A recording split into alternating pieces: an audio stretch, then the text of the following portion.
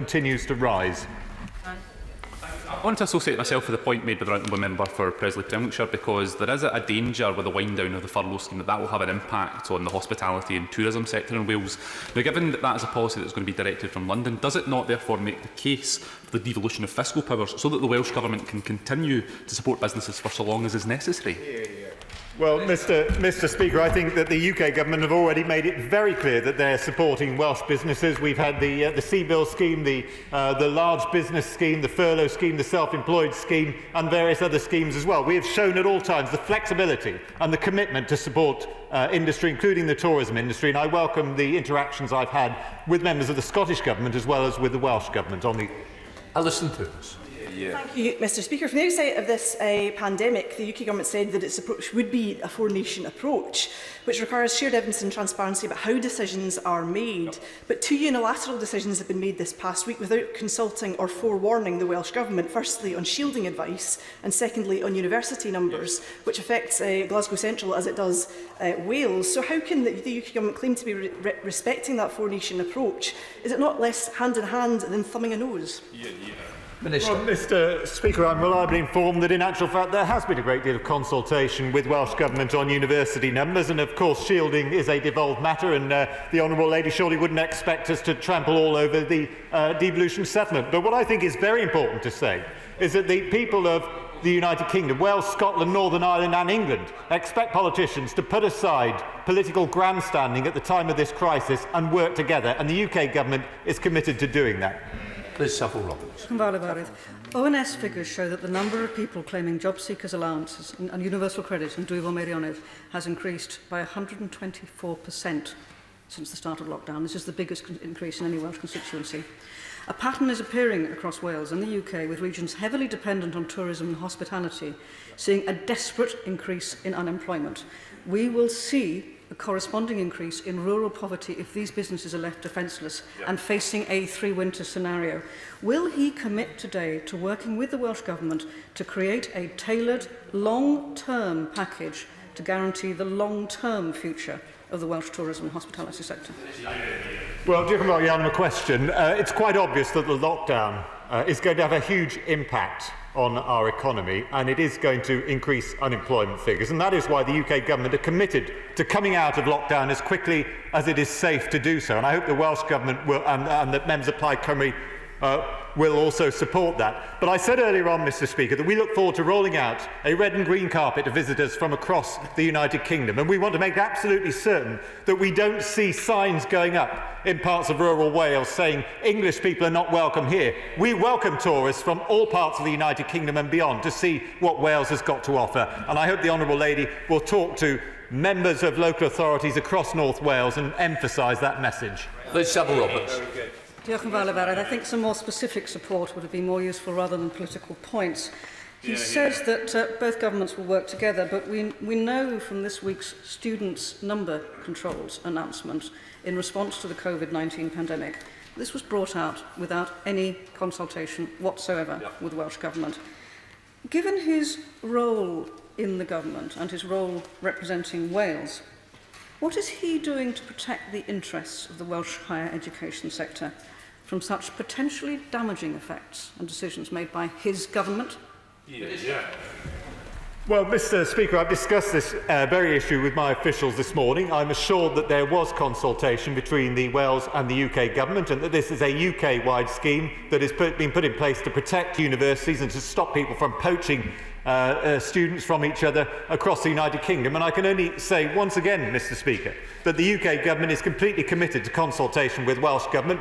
We have made absolutely certain that Welsh Government ministers are made welcome at the COBRA meetings and the ministerial implementation groups, and we have actually asked if we could attend Welsh Government meetings in the same way.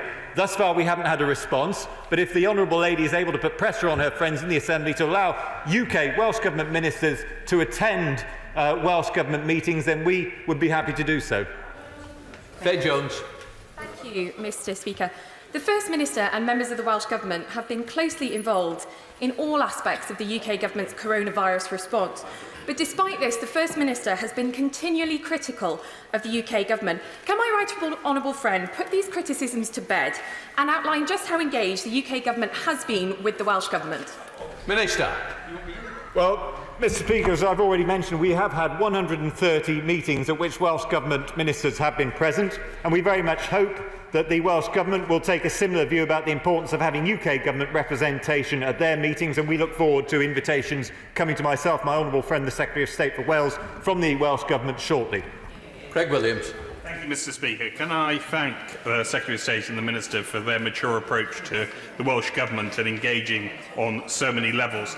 He was right, my honourable friend, to outline tourism is important to Wales, and the language as we come out of this lockdown and the relationship between the two governments and working together is key for my constituency, Montgomeryshire, and the tourist industry. Will he meet with me, and will he also push the Welsh Government to work together on coming out of lockdown? Minister. I would be delighted to meet with the honourable gentleman to talk about how we can support tourism after the crisis is over, as we will be meeting with many other representatives of industry groups, automotive sector, the defence sector, the aerospace sector, to discuss how we can support those sectors also. Simon Bent. Thank you, Mr Speaker. Transport is an important area of intergovernmental relations between the Welsh and Westminster governments. Would the Minister agree that both governments' transport investment plans are even of greater importance as we come out of the crisis? And would he meet with me to discuss the need in Clwyd South for projects such as step-free access at Rwabon Station? Minister. Well, Mr Speaker, I'd be delighted to discuss step-free access at Rwabon Station with the honourable gentleman, and I hope that I will be able to give him news of much greater infrastructure projects to rail and road that will be on offer to Wales once this crisis is over. Robert Courts. Thank you, Mr Speaker. Number 6. Secretary of State. Thank you, Mr Speaker. I regularly discuss with the Welsh Government the vital role of the UK's armed forces in supporting Wales in its fight against COVID-19, whether it's getting PPE to those who need it, establishing testing sites or driving and decontaminating ambulances. The response of our servicemen and women is testament to how strong we are as members of the United Kingdom. Robert Courts. Thank you, Mr Speaker, and I thank the Secretary of State for that answer. Our armed forces have been active in all corners of the United Kingdom during this crisis, and we see this particularly clearly in my own constituency, where the Royal Air Force's transport fleet is based. Would the Secretary of State agree that it's when we look at the dedication and the reach of our armed forces that we see the perfect illustration of what our family of nations, this union, can achieve? Secretary of State. Mr Speaker, indeed, my honourable friend makes a really good point really well, and there are so many examples of where this is the case. I'm just aware that in Wales alone, a fifth of ambulance shifts and decontamination of over 2,000 ambulances has just been done without seeking praise or reward or recognition. It's just part of what the armed forces do. They do it in a fantastically sort of clear and brave and professional manner, and the idea that that could be a service provided if we had a broken up United Kingdom is a complete fantasy, and I wish there were that some of the sort of separatist noises which we occasionally hear in this chamber just recognise that. Chris Elmore. Thank you, Mr Speaker. There can be no doubt of the importance of the military in terms of supporting the people of Wales during the pandemic. So can I press the Secretary of State to do all he can to ensure that the base in Brecon is kept in Wales in his discussions with the Secretary of State for Defence? Secretary of State. Thank you, Mr Speaker. Indeed, the military footprint is, as it's called, is incredibly important. It's important for lots of reasons, economic reasons being high amongst them. I have regular conversations with the various brigadiers and individuals based in Brecon and elsewhere across Wales, and they are as enthusiastic about the Honourable Gentleman's comments as I am, and it is a shared ambition to make sure that this we deliver on our military footprint. Christian Wakefield. Question number 7, Mr Speaker. Minister.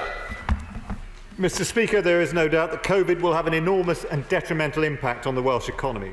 The Government is doing everything it can to support business and individuals through the pandemic and ensure that the economy recovers as quickly as possible.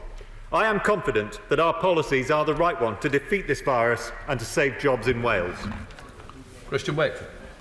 Thank you, Mr Speaker. I thank the Minister for that response. Although our efforts are rightly focused on tackling the coronavirus pandemic, we also need to continue building on our cross-border economic activity. This is more important now more than ever. Can the Minister tell me what initiatives his department has put in place to strengthen the economic links between Wales and the northwest of England? Minister. Well, Mr Speaker, I think it is heartening to see that the Welsh Government have adopted a number of UK-wide programmes, such as the UK-wide coronavirus testing portal. A UK-wide union approach is key as we move to the next phase. And it is disappointing that sometimes the Welsh Government have taken a little time to come on board with UK-wide schemes. On the issue of testing, England has tested around 2.5 times per head more people than Wales. I look forward to closer cooperation in future. Ruth Jones. Thank you, Mr Speaker.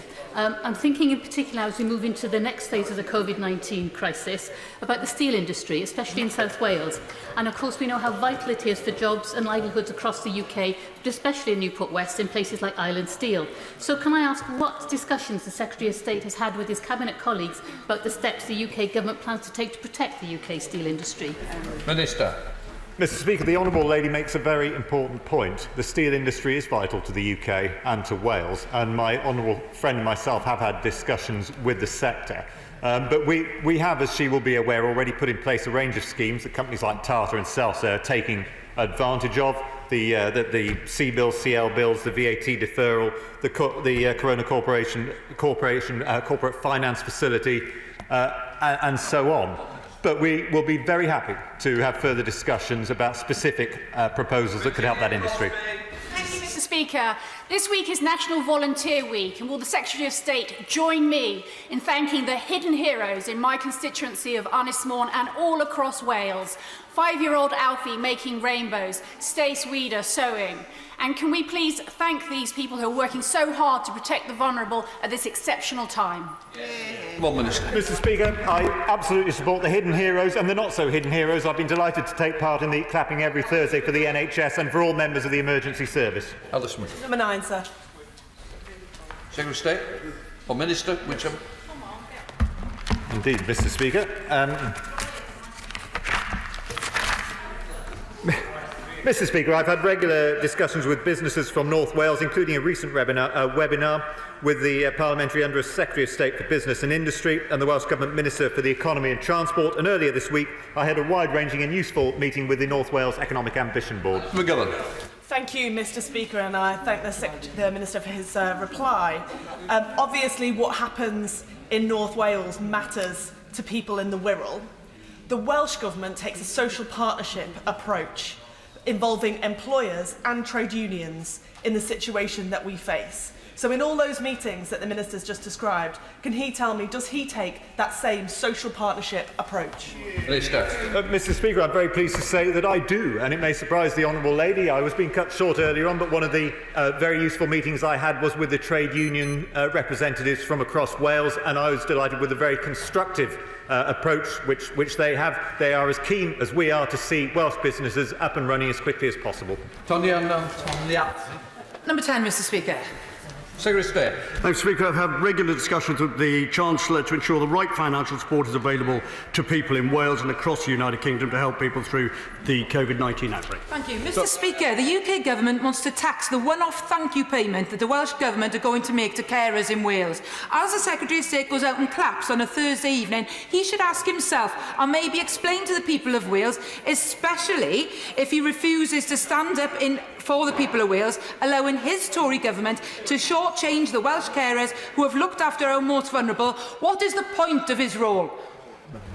Mr Speaker, if there had been a little bit of earlier consultation around it, we might have been able to advise the Welsh Government on how that problem could have been overcome. As it happened, we have made some suggestions to the Welsh Government about how that gift to care workers is properly made, without the need for primary legislation, which is where we are at the current time. And I would also urge her, if she is as concerned as she is about this, to make sure that everybody in the care sector receives a similar act of generosity from Welsh Government. Not for Wales, then.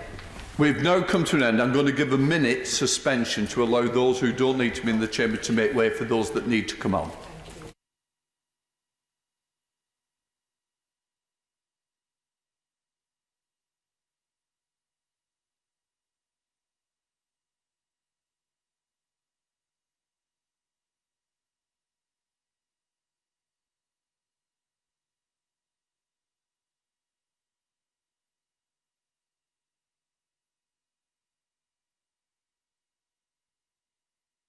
Right, let us begin. Question 1, Rachel Muscott.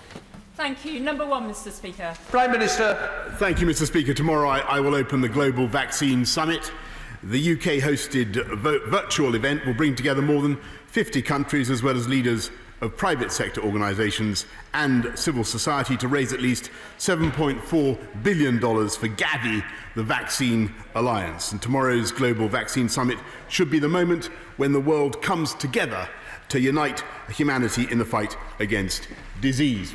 Mr Speaker, this morning I had meetings with ministerial colleagues and others in addition to my duties in this House. I shall have further such meetings later today. Rachel Muscott.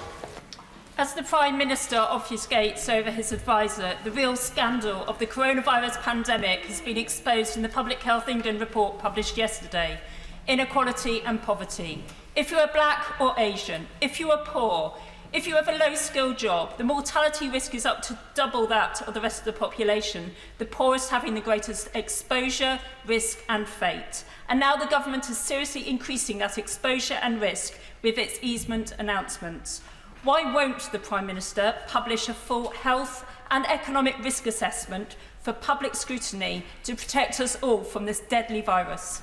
Prime Minister. Well, I thank the Honourable Lady for her question. And this government commissioned the review from Public Health England, and we take its findings very seriously because there obviously are inequalities in the way that the virus impacts on different people, different communities in our country. And my right honourable friend, the Minister for Equalities, the member for Saffron Waldron, will be looking at what next practical steps we need to do to protect all our country from coronavirus.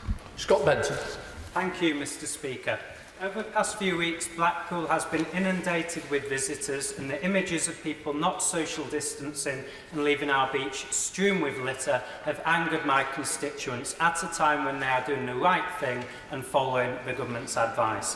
The fact that Blackpool has one of the highest local infection rates in the nation has only served to heighten these fears. What assistance is the government providing to areas such as Blackpool to deal with the influx of visitors at a time when local services are already under pressure? Minister.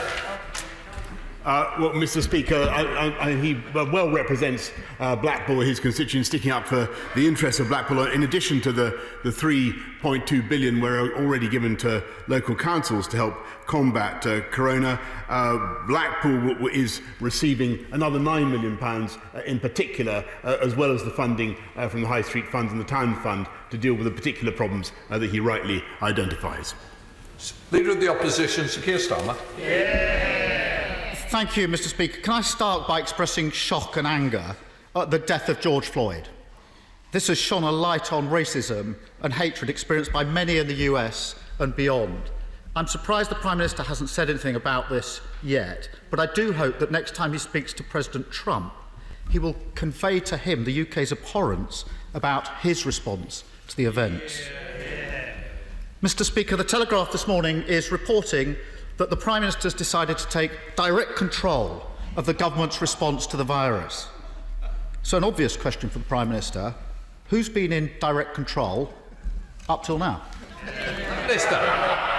Well, Mr Speaker, let me begin by associating myself absolutely with what the Right Honourable Gentleman had to say about the death of George Floyd. And I think what happened in the United States was appalling. It was inexcusable. We all saw it on our screens. And I perfectly understand people's right to protest what took place, though obviously I also believe that protests should take place in a lawful and reasonable way. On his more polemical point, let me just say that this government is, I take full responsibility for everything this government has been doing in tackling coronavirus, and I'm very proud of our record. And if you look at what we have achieved so far, it is very considerable. We have protected the NHS. We have driven down the death rate. We are now seeing far fewer hospital admissions, and I believe I believe that the public understand that with good British common sense, we will continue to defeat this virus and take this country forward. And what I think the country would like to hear from him is more signs of cooperation in that endeavour. Mr. Speaker, he asked for a sign of cooperation, a fair challenge. I wrote to him, as he knows, in confidence 2 weeks ago, to ask if I could help build a consensus for getting children back into our schools. I did it confidentially and privately because I didn't want to make a lot of it. He hasn't replied.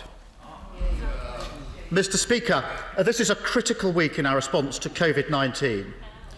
Whereas lockdown and stay at home were relatively easy messages, easing restrictions involves very difficult judgment calls. So this is the week of all weeks where public trust and confidence in the government needed to be at its highest. But as the director of the Reuters Institute, which commissioned a YouGov poll this weekend, said, I have never, in 10 years of research, seen a drop in trust like we've seen for the UK government. How worried is the Prime Minister about this loss of trust? Prime Minister. I'm surprised he should take that tone, Mr. Speaker, since I took the trouble to ring him up, and we had a long conversation in which I briefed the right honourable gentleman about all the steps that we were taking. He didn't offer any dissent at that stage, I may say, Mr. Speaker. He thoroughly endorsed our approach, and I believe that he should continue to endorse it today. I think that he's on better ground and firmer ground when he stands with the overwhelming majority of the British people who understand the very, very difficult circumstances that we are in and who want clarity across the political spectrum, but who believe that we can move forward, provided we continue to observe the basic rules on social distancing, on washing our hands, and on making sure that when we have symptoms, we take a test and we isolate. And I think everybody understands that. That's why the incidence of this disease is coming down. And I think his attempts to distract the public from that have not been successful, because they continue to pay attention to our guidance.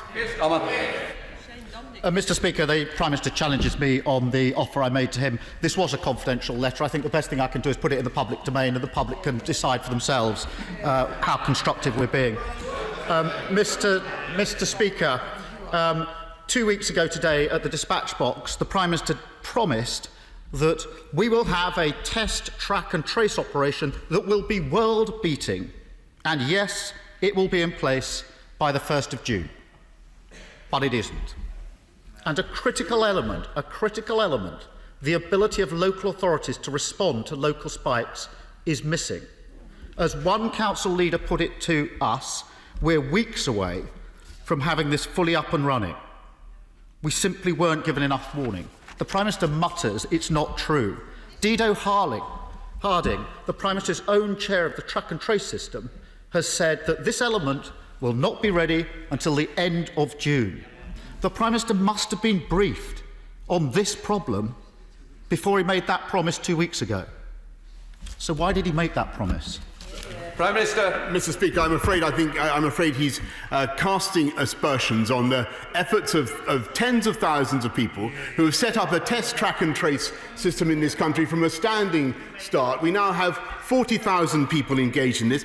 Every person, thousands of people are being tested, as he knows, every day. Every person who tests positive in this country in the track and trace system is contacted. Then thousands of their contacts are themselves contacted, people they've been in contact with. And I can tell the House, at the moment, as a result of our test, track and trace system, which was up and running on the 1st of June, as I said, Mr. Speaker, contrary to what he said, which was up and running, as a result of their efforts, thousands of people are now following our guidance, following the law, and self-isolating to stop the spread of the disease. Keir Starmer. Mr. Speaker, I welcome that news from the Prime Minister. He didn't put a number on those that have been traced. But as he knows, the number of people testing positive for COVID-19 every day is only a fraction of those actually infected every day. According to the ONS, the number actually infected every day is between 7,000 and 9,000. Assuming up to 5 contacts need to be traced for every infected person, the system probably needs to reach 45,000 people a day. So there's a long way to go. And I'm sure if it is 45,000 a day, the Prime Minister will confirm that in just a minute. But the problem when the Prime Minister used statistics is that the Statistics Authority have had concerns on more than one occasion. Yesterday, in a strongly worded letter to the Health Secretary, the chair of the UK Statistics Authority said that the statistics still fall well short of expectations. He went on to say, "It is not surprising that given their inadequacy, data on testing are so widely criticised and so often mistrusted." Can the Prime Minister see how damaging this is to public trust and confidence in his government? I must say to the Honourable Gentleman, I really do not see the purpose of his endless attacks on public trust and confidence, when what we are trying to do, and I think what the public want to hear from politicians across all parties, are clear messages about how to defeat this virus. Test and trace is a vital tool in our armoury, and contrary to what he says, actually we did by the end of May get up to 100,000 tests a day. And we got up to 200,000 by the beginning of this month, and that was an astonishing achievement, not by government but by tens of thousands of people working to support government. And I think he should pay tribute to them and what they've achieved.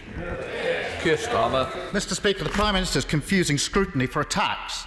I have supported the government openly, and I've taken criticism for it, but boy, he makes it difficult to support this government over the last 2 weeks. Mr. Speaker, another critical issue on trust and confidence is transparency about decision-making. On the 10th of May, the Prime Minister said, on the question of lifting restrictions, if the alert level won't allow it, we will simply wait and go on until we've got it right. At the time when he said that, the alert level was 4, and the R rate was between 0.5 and 0.9. We're now 3 weeks on. Some restrictions have been lifted. So can the Prime Minister tell us what's the alert level now and what's the R rate now?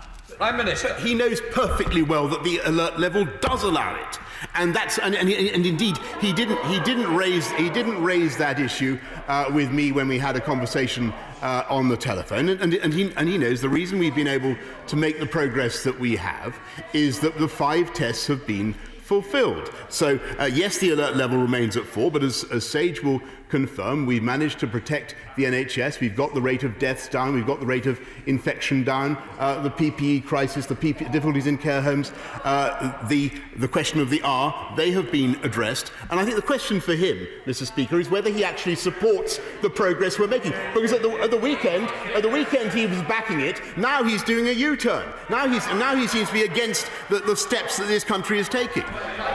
Keir Starmer. I've supported the government in the gradual easing of restrictions. That is why I wrote to the Prime Minister 2 weeks ago, because I could see the problem with schools, and I thought it needed leadership and consensus, and I privately offered to do what I could to build that consensus. That's the offer that wasn't taken up. Mr. Speaker, can I finally turn to the question of Parliament? Mr. Speaker, I know you feel very strongly about this. The scenes yesterday of MPs queuing to vote and members being unable to vote were frankly shameful. This should not be a political issue. Members on all sides know that this is completely unnecessary and unacceptable. If any other employer behaved like this, it would be a clear and obvious case of indirect discrimination under the Equalities Act. A clear and obvious case. So can I urge the Prime Minister to stop this and to continue to allow online voting and the hybrid parliament to resume? Prime Minister. Mr. Speaker, I do think that the right honourable gentleman needs to consider what is really going on throughout the country, where ordinary people are getting used to queuing for long periods of time to do their shopping or whatever it happens to be. I must say, I do not think it unreasonable that we should ask parliamentarians to come back to this place and do their job for the people of this country. And I know it's difficult. I apologise. I apologise to colleagues for the inconvenience, and I apologise to all those who have particular difficulties because they are shielded or because they are elderly. And it's vital that they should. And the change we're making today is that they should be able to vote by proxy. They should be able to vote by proxy. But I have to say, Mr. Speaker, when the people of this country look at what we are doing, asking schools, he now says he supports schools to go back. I mean, our policy is test, trace and isolate. His policy is agree, U-turn and then criticise, Mr. Speaker. But what I can tell him is that I do think the people of this country, on the whole, will want their parliamentarians to be back at work, doing their job, passing legislation on behalf of the people of this country. And that is what this government intends to do. Jeremy Hunt. Thank you, Mr. Speaker. Can I congratulate the Prime Minister on hitting the 200,000 daily capacity target for testing, which puts us at the top of the European League table for testing. The Prime Minister rightly said he wanted a 24-hour turnaround for testing. Could he tell us how many of the tests are currently being turned around within 24 hours and whether he'd be willing to publish on a regular basis that number? Yes. Prime Minister. Can I congratulate my right honourable friend on the kind of detailed forensic question that we could have had earlier on. But the answer is that we already do 90% of tests turn around within 48 hours. Of the tests conducted at the 199 testing centres and as well as the mobile test centres, they're all done within 24 hours.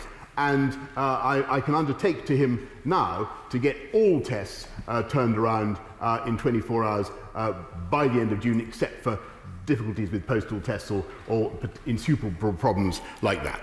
Leader of the SNP, Ian Blackford. Thank you, Mr. Speaker. Watching events unfold across America in recent days and the actions and rhetoric from the American president have been distressing and deeply worrying. We cannot delude ourselves at believing that we are witnessing anything short of a dangerous slide into autocracy. It is in times like these when people look to those they elect for hope, for guidance, for leadership and for action. However, in the 7 days since George Floyd was murdered, the UK government has not even offered words. It has not expressed that pain. It has shuttered itself in the hope that no one would notice. The Prime Minister skirted over this earlier in Prime Minister's questions. So can I ask the Prime Minister, what representations has he made to his ally Donald Trump? And at the very least, Prime Minister, say it now, Black Lives Matter.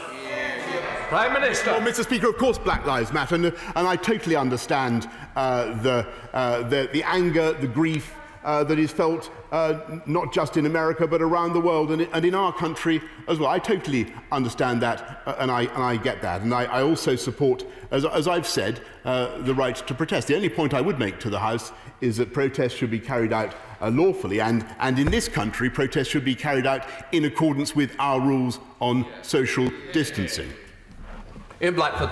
Well, I'm afraid, Mr. Speaker, that the Prime Minister didn't answer the question what representations has he made to his friend Donald Trump. Mr. Speaker, it is imperative that the UK is vocal on human rights, freedom to gather and protest, freedom of speech and upholding press freedom in other parts of the world.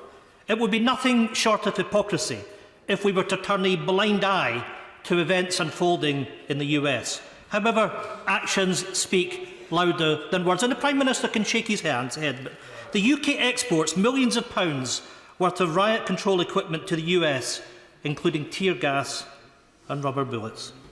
The Prime Minister must have seen how these weapons are used on American streets. With the government's own guidance warning against equipment being used in such way, will the Prime Minister urgently review such exports?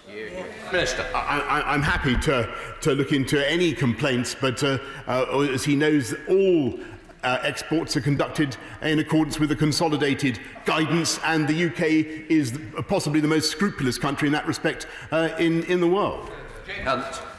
Mr Speaker, I have a number of businesses that serve the wedding market and would like to hold viewings to make bookings for the future. Church leaders of Loughborough have also contacted me about access to churches, both for services and to help tackle loneliness. Please could I ask that religious faiths be allowed to let people into their places of worship, observing social distancing within their premises, and wedding venues to be allowed to access for bookings? Thank you. Prime Minister. Well, yes, I very much understand the urgency that many people in this country feel about the need to reopen places of worship. My right honourable friend, the Secretary of State for Local Government, Community and Local Government, is of course leading a task force on this very matter. It is a tough one. Every time you do something like this, you push up the risk of infection, you push up the risk to the R again. And I cannot, just to repeat what I was saying earlier on to the Leader of the Opposition, we are not there yet. We're getting there, but we are not yet there yet. It's vital that the people of this country understand the continued need to push down on that infection rate. Lord Russell-Moyle. Our firefighters have been assisting this COVID crisis. They've taken 12 additional areas of work supporting our NHS. And while they are busier than ever, they're about to face another round of devastating cuts. My local fire authority in East Sussex is planning to remove 10 fire trucks from the county and the loss of frontline firefighters. Is the Prime Minister planning to respond to the FBU, the Fire Brigade Union letter, sent to him on the 22nd of May, calling for a moratorium on cuts? Clapping on Thursdays is well and good, but will he put his money where his mouth is and ensure that no fire authority needs to cut frontline firefighters when they have been helping save our country? Prime Minister. Mr Speaker, I will certainly respond to his letter. Thank you, Mr Speaker. Would the Prime Minister agree that as we exit the pandemic, it's critical that we not only stimulate the UK economy, but also we start the important process of levelling up?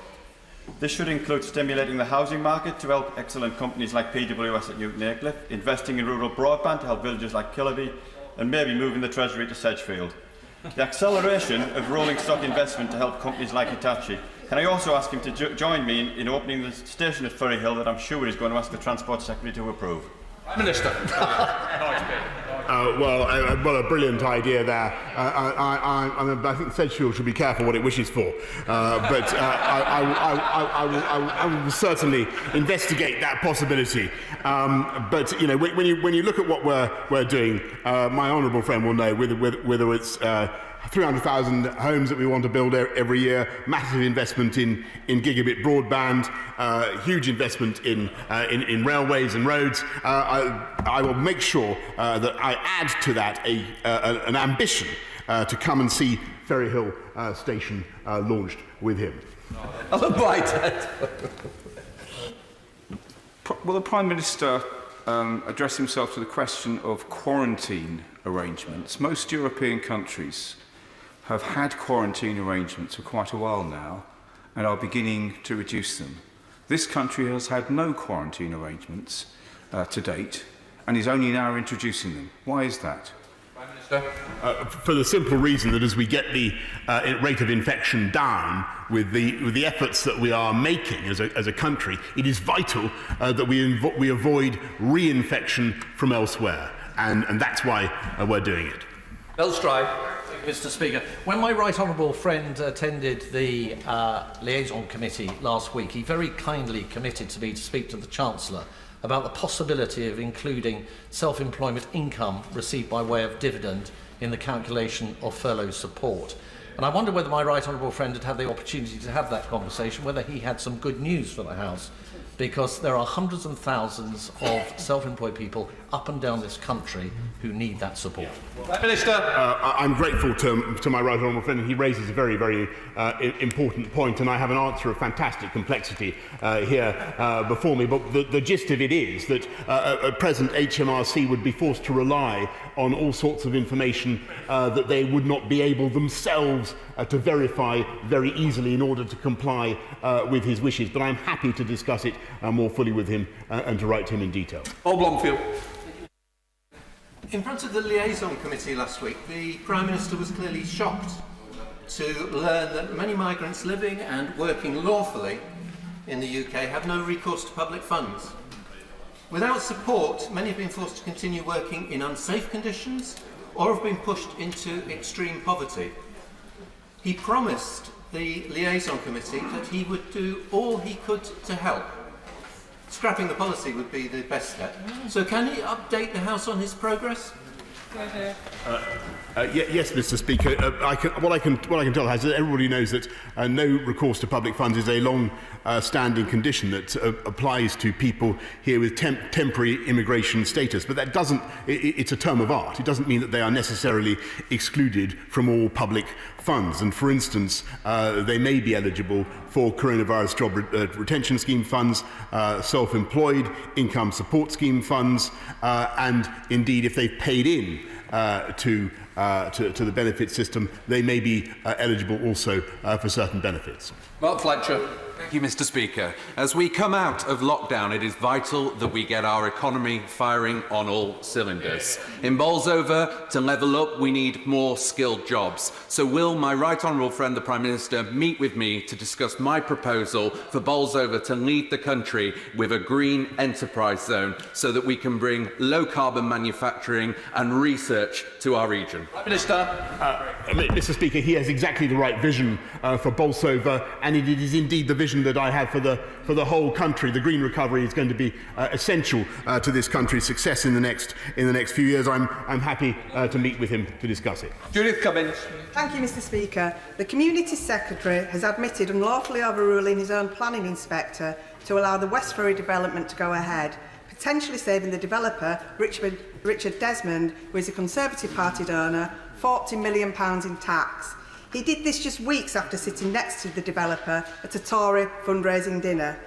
Given that this was the same scheme that the Prime Minister tried to push through when he was Mayor of London, that reappeared after he entered Downing Street, will he now tell the House what conversations he has had with the Secretary of State about the scheme, and will he publish all relevant correspondence between Number 10 and the departments? Minister. Mr. Speaker, I'm happy to tell the honourable lady that I've had no conversations on that matter whatever, nor any exchanges of any kind. Laura Trott. Thank you, Mr. Speaker. The lockdown has seen a rise in antisocial behaviour in my area, including at Lullingstone Castle, where a man sadly died last Thursday evening. My sincere condolences are with his family and friends at this time. This incident shows the need for more visible police in Sevenoaks. Can the Prime Minister confirm that the 147 new police officers promised to Kent will not be delayed, and they will be focused on front-line policing to tackle antisocial behaviour? Prime Minister, will that... Yes, indeed, Mr. Speaker, and that's why this government is going to get on with its agenda of uniting and levelling up, the 20,000 more police officers. In fact, we've recruited thousands already, and I'm pleased to say that the 147 that she identifies coming to Kent, if they haven't actually already got there, I think they've already got there, but if they haven't got there, they're getting there very shortly. Maria Eagle. Thank you, Mr. Speaker. In view of the Health Secretary admitting yesterday that COVID outbreaks are worse in deprived areas and that our great cities have been hardest hit, and the PM's just said he takes these inequalities very seriously earlier in the session, can he now promise me that Liverpool City Council and Knowsley Borough Council will get the full cost of their COVID spend reimbursed, as they were told they would, instead of only half of it, which is what they've been allocated? I raised it with him on the 11th of May, and he promised he'd look into it. I have written to him, but I haven't had a reply. Minister. She has raised it before. I pointed out that we've given an extra £3.2 billion to local government, another £600 million to help them deal with the particular costs of care homes, but I'm happy to write back to her about the particular needs of Liverpool and Knowsley Council. Bob Butler. Thank you, Mr. Speaker. Buckinghamshire Council has been able to help thousands of local businesses thanks to the £91 million grant from the Business Department. But despite the very best efforts of its staff, 13 million remains unclaimed. I and the Council would like all of that money to be able to be given to small businesses that need it to survive, but at the minute that's not allowed. Will my right honourable friend seek to persuade his Cabinet colleagues that this would be a win-win? More help for businesses in need without costing the government a penny more than has already been allocated. We are certainly talking to all councils. I'm grateful to him, and he represents his businesses well in Aylesbury. We're talking to all councils about how they can properly utilise the allocations that they have. Ben Bradshaw. The Public Health Minister told me in an email on May the 22nd that the justification for a 14-day quarantine is, and I quote, where local COVID incidence and prevalence is much lower relative to international incidence and prevalence. It's not, is it? So why is he inflicting, from Monday, a blanket quarantine with no basis in science that will devastate our travel industry and rob British families of their foreign holidays? I'm surprised to hear that criticism from the Labour benches. I thought that the opposition was in favour of looking at the quarantine policy, but the simple reason is to protect, the answer is to protect the British people from the re-importing of that disease once we have driven infection rates down. Thank you, Mr. Speaker. Aviation was one of the first sectors to take an immediate negative impact from the coronavirus pandemic and will probably be one of the slowest to recover. Will my right honourable friend consider an extension to the furlough for air industry employees through the low season and into 2021? Prime Minister. Mr. Speaker, I'm not going to make a commitment, alas, to extend the coronavirus job retention scheme now, but we will certainly, but he represents the aviation sector, which has been very, very hard hit, and we will look at all the ways we can to support it throughout the crisis. Flora Anderson. Thank you, Mr. Speaker. I hope that the Prime Minister will join me in standing together not only at grief at the killing of George Floyd, but also determination that we will work together against racism, both in the US and here in the UK. In Putney, black teachers have told me they're scared of going back to school because of the higher rates of death. And also today's figures from the Metropolitan Police show that more than a quarter of lockdown fines have been for black people, although they are an eighth of our London population.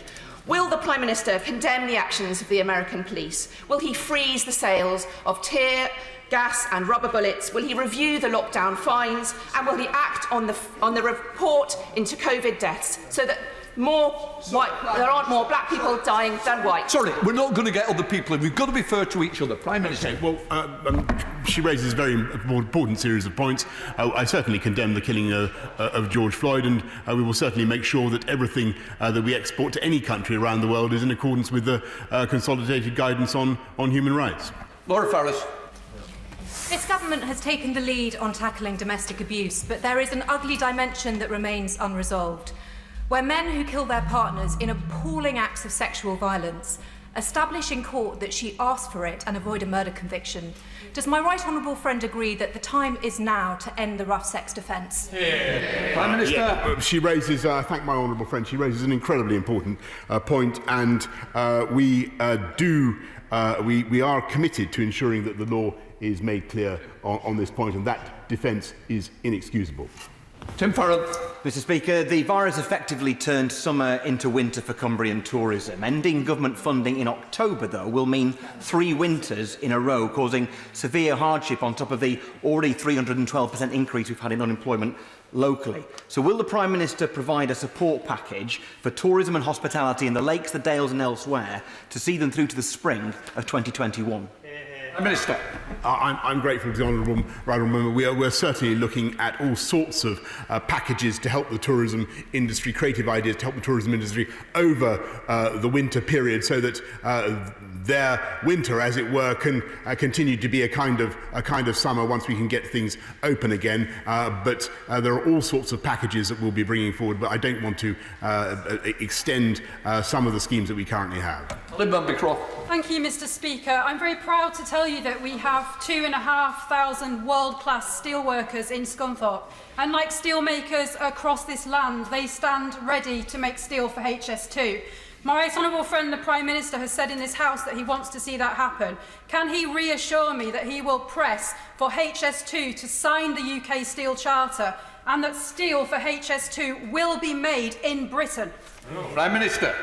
Mr. Speaker, we are doing everything we can to support the UK steel industry and to make sure that, as HS2 goes forward, that it maximises the use of UK steel, and I'm proud to say that 98% of the countries, of the companies that have signed up to deliver for HS2 are based in this country.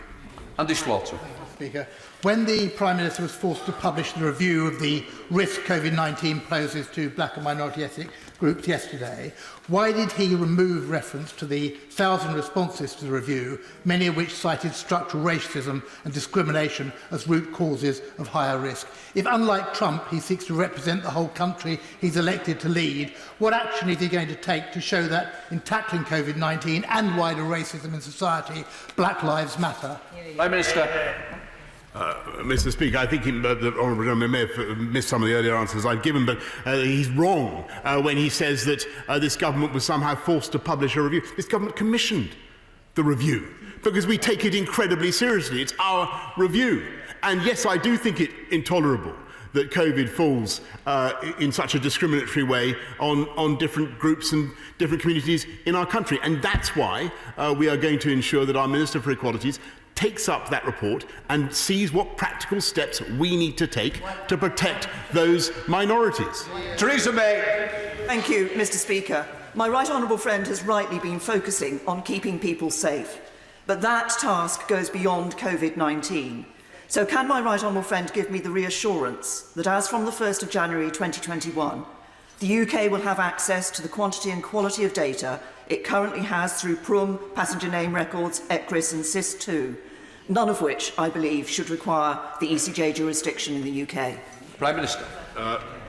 Mr. Speaker, that depends, I'm afraid, on the outcome of our negotiations, as she knows well, but I'm absolutely confident that our friends and partners will see sense and the great mutual benefit in continuing to collaborate in exactly the way that we do. We now come to the end. In order to allow safe exit, honourable members participating in the item of business and safe arrival of those participating in the next, I am now suspending the House for 5 minutes.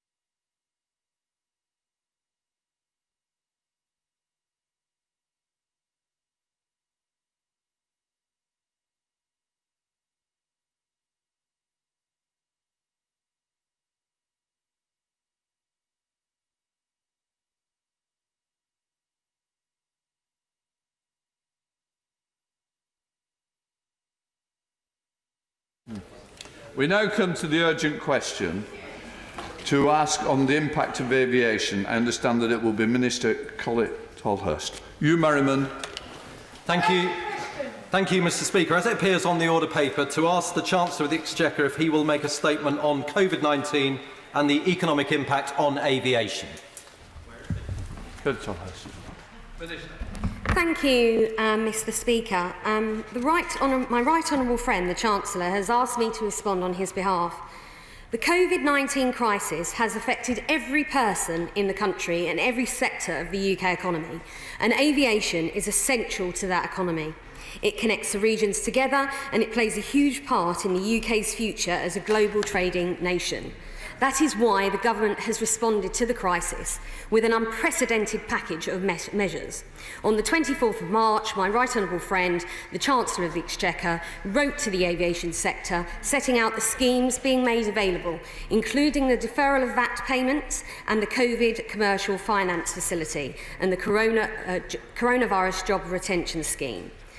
The Civil Aviation Authority is also working with airlines, airports and ground handlers to provide appropriate flexibility within the regulatory framework.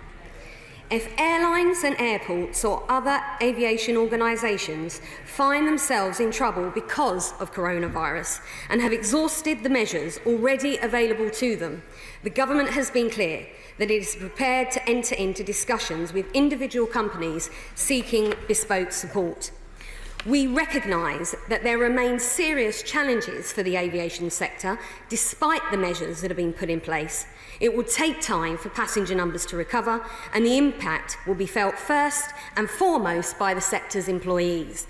The recent announcements about redundancies from companies such as British Airways, Virgin and EasyJet will be very distressing news for employees and their families. These are commercial decisions, and they are decisions which I regret, particularly those companies benefiting from the Job Retention Scheme.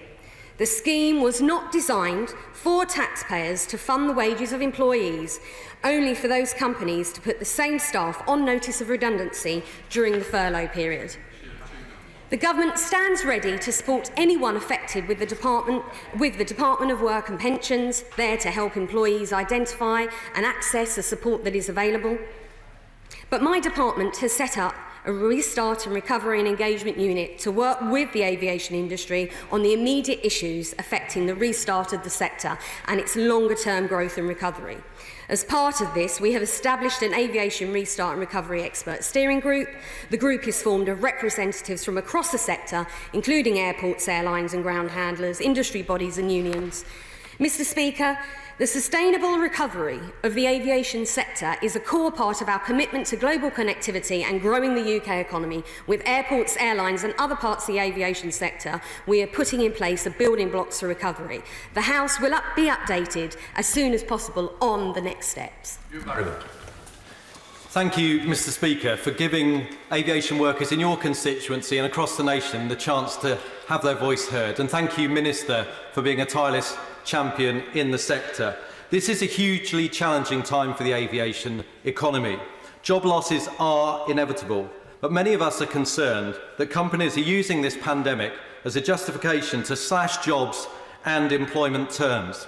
Step forward, British Airways, the only airline who is effectively sacking its entire 42,000 workforce and replacing it with 30,000 jobs on inferior terms.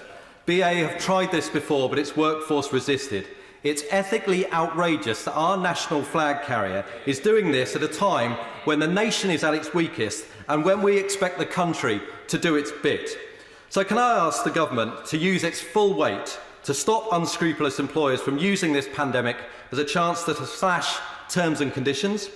Will the department ask the Civil Aviation Authority to undertake an urgent review into reallocating lucrative landing slots at Heathrow from companies like British Airways, who indicate they are downsizing, and perhaps hand those to those companies that wish to expand and take on workers? BA have 51% of Heathrow landing slots, including the most profitable to JFK. And will the government change the job retention scheme to stop employers using the scheme while simultaneously putting those same employers on redundancy notice? On quarantine, Mr Speaker, This is the wrong policy at the worst possible time for the aviation sector and the economy. It gives companies like BA justification for shedding staff and worsening terms and conditions. 13 of our 15 most popular destinations internationally have a lower R rate than our own. Will the government commit to reviewing quarantine, bringing in air bridges from safer destinations and developing an immediate exit strategy to allow the aviation sector to plan ahead? Mr Speaker, the situation is grave, but there is still time to save the aviation sector with further government support and action to ensure companies like British Airways do their patriotic duty, stand by their hard-working and loyal staff rather than deserting them. Thank you, Mr Speaker, and I would like to thank my honourable friend for his work as Chair of the Transport Select Committee and the fair but firm way in which he is standing up for the aviation sector. He asked about the government's ability to stop employers from making poor use of the job retention, this pandemic, in order to slash the terms and conditions. And I would like to say that I certainly would not certainly expect employers not to use the pandemic as a chance to slash terms and conditions. As I think most people would, terms and conditions are usually a matter for employees and employers. But employees obviously have recourse to a number of the options for support in cases where this is happening. But I would like to highlight that in matters of crisis like this, you would hope that all organisations who are taking these measures with their workforce would treat their employees with the social responsibility that you would expect them to have for the workers within their organisations. And I will be doing everything I can in my power in order to make sure that that is understood by those organisations. He also asked about the ability to look at the and reorganise the slots process. He's absolutely right to raise this point, and government currently is legally prevented from intervening in the slots allocation process.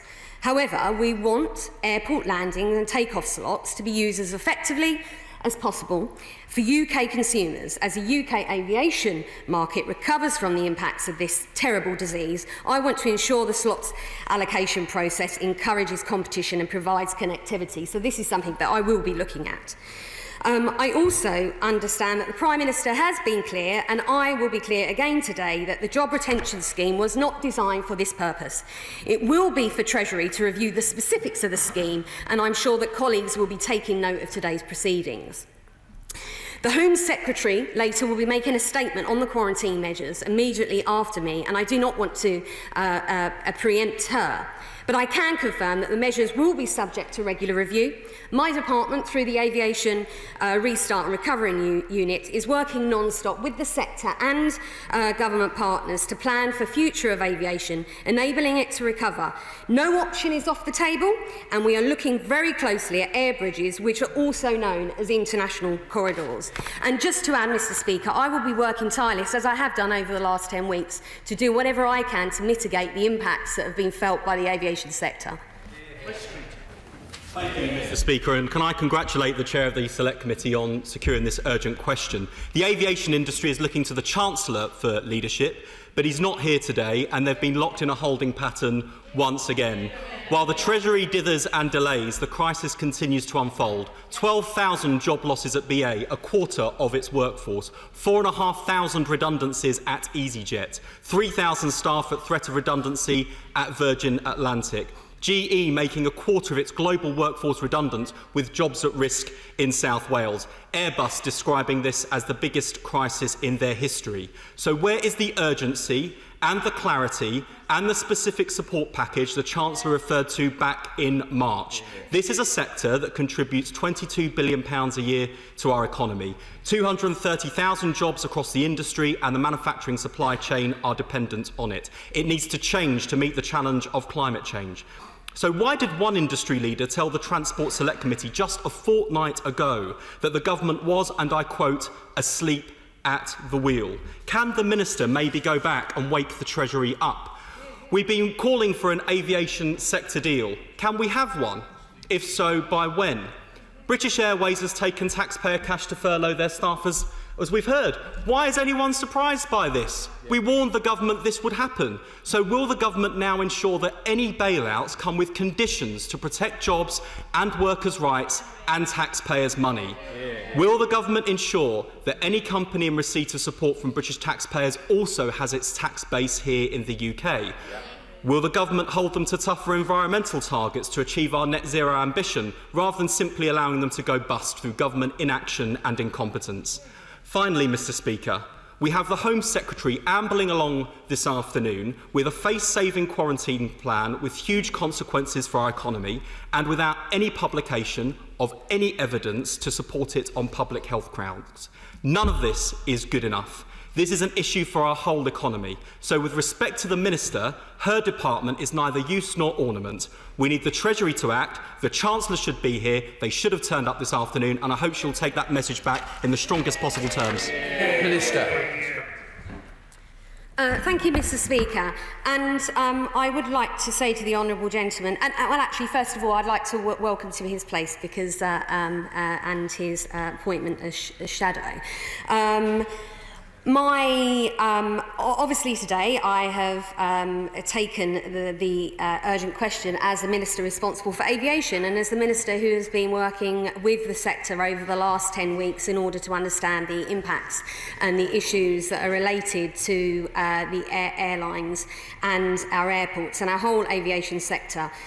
We cannot underestimate that the impact of coronavirus has had on the whole of the UK economy, and absolutely the aviation sector has been acutely affected by that. And we have been working hard within government, and I think that is it's pretty clear for most people to see the unprecedented level of support that the Chancellor and this government has delivered to across the economy and has had a massive impact within the aviation sector.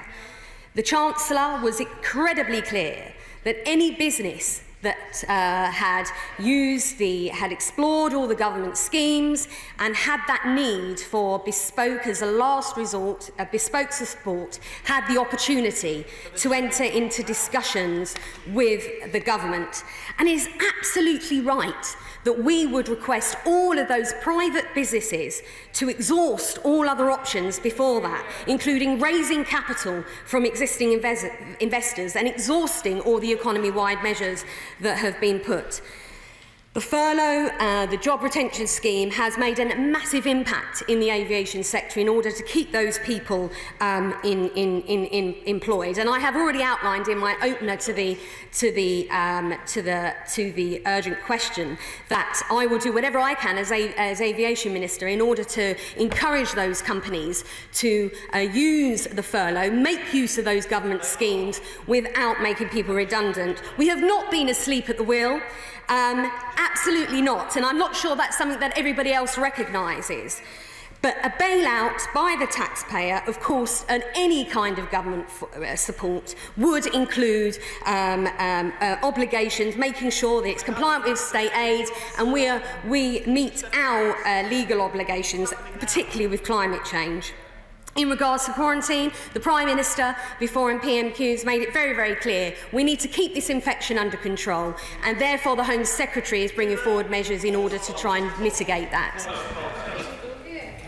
Theresa May. Thank you, Mr Speaker. I refer the House to my entry in the Members' Register. Aviation supports 1 million jobs in the UK, 114,000 in aerospace, 1,700 for my constituents. International air travel is necessary for trade. Without it, there is no global Britain. So instead of bringing in measures to close Britain off from the rest of the world, why is the government not taking a lead in developing an international aviation health screening standard to save jobs and ensure Britain is open for business?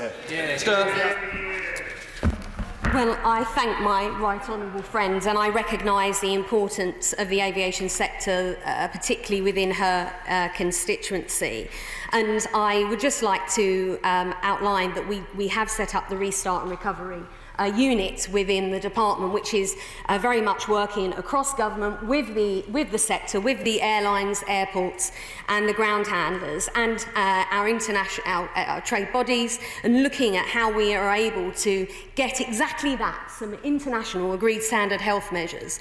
We're working incredibly hard in order to gain consumer confidence so that people want to travel again, but also being able to get those measures in place in order that we can also absolutely meet our objective to keeping people safe and reducing the spread of coronavirus, but also trying to get the aviation sector up and running as quickly as we possibly can.